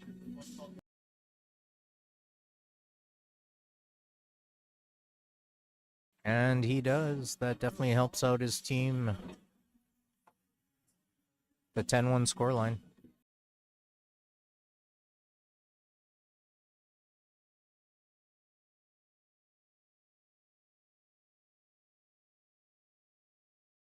Really close match here. See how many games are left. They are on round number 3. 2 games left on round number 3. 6 games left total, including the game that you're watching on the right side. We have Ricky Roulette playing Trevor Meaches.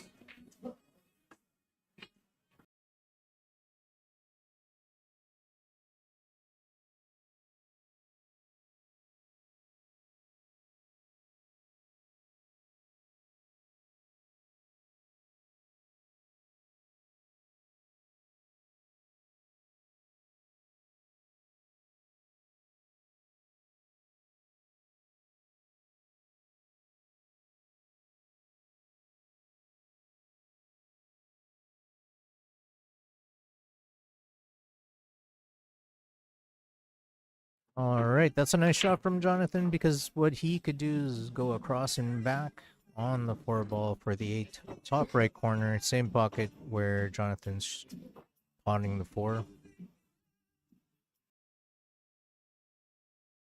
And he does it. So this for a 10-2 scoreline.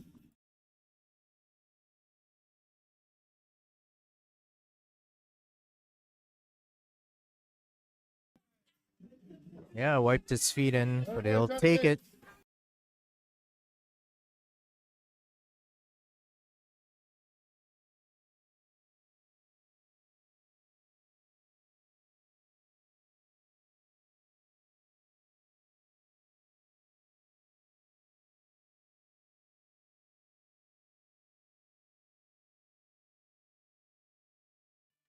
All right, there's 5 games left with an 18-point difference here.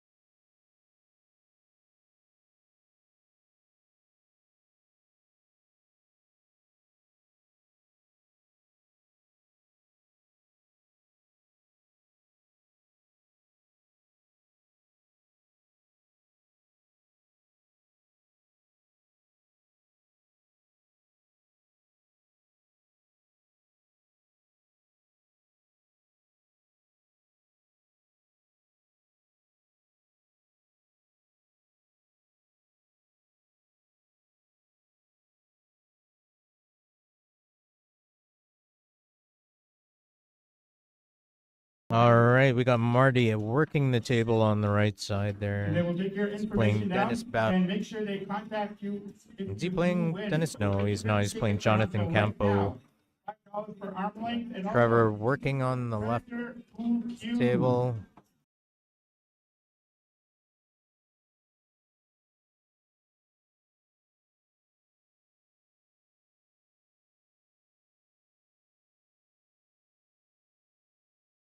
Nice try by Marty. Looks like Trevor is going to finish off this table. Tic-tac-toe here for him. This is just 9 ball, 12 ball to the side pocket, 10 ball top right corner. All stop balls. He's a little bit off the rail. He's just going to roll this. Oh, no, he's going to stop it. Yep, tic-tac-toe.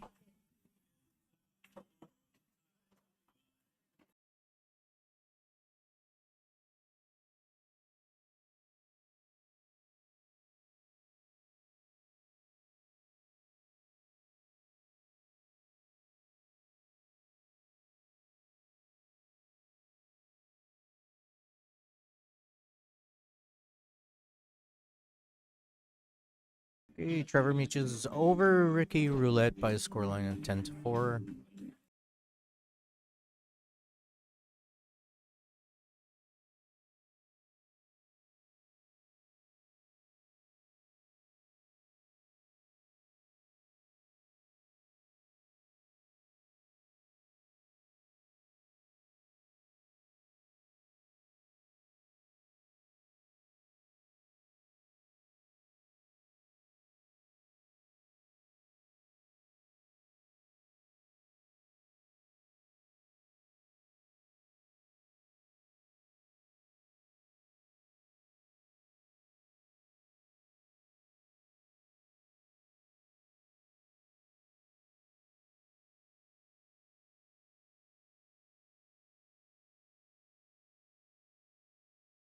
He's just going to draw it off the 4 or off the 2, 8 top right corner.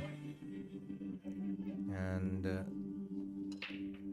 we go. 10-3 score line. Starting to get out of hand here for. Looks like that's the match.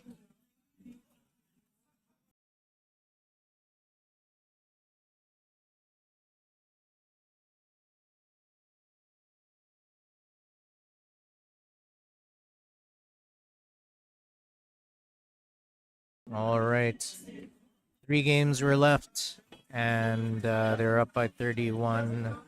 Mathematically impossible to make a run at it and try to win. So congratulations to Northside folk, and good luck on your run on the B side. Smokin' Joe has the opportunity to join Hard Luck. Let's see if we could get him back. And we'll be right back for another match. I'll see if I could get more info on when the next one is.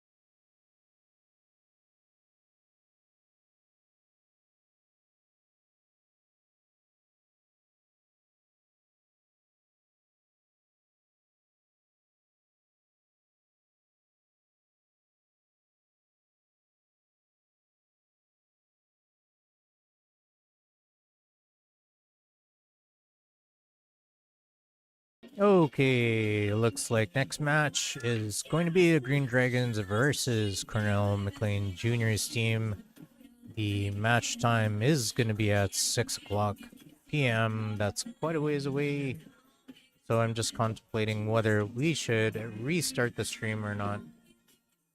We're at 5:29, 2 more hours. We'll put the next match on and then we will restart the stream after this next match.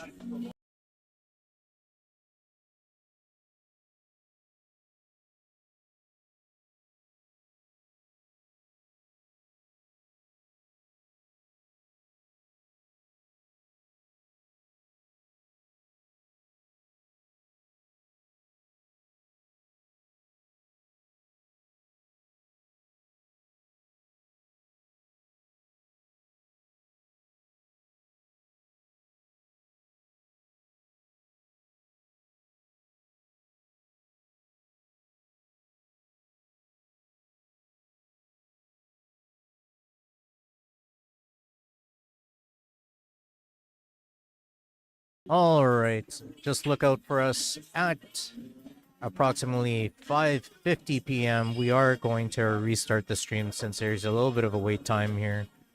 So look out for us at the different channels on Facebook and on YouTube. We'll be right back. See you soon.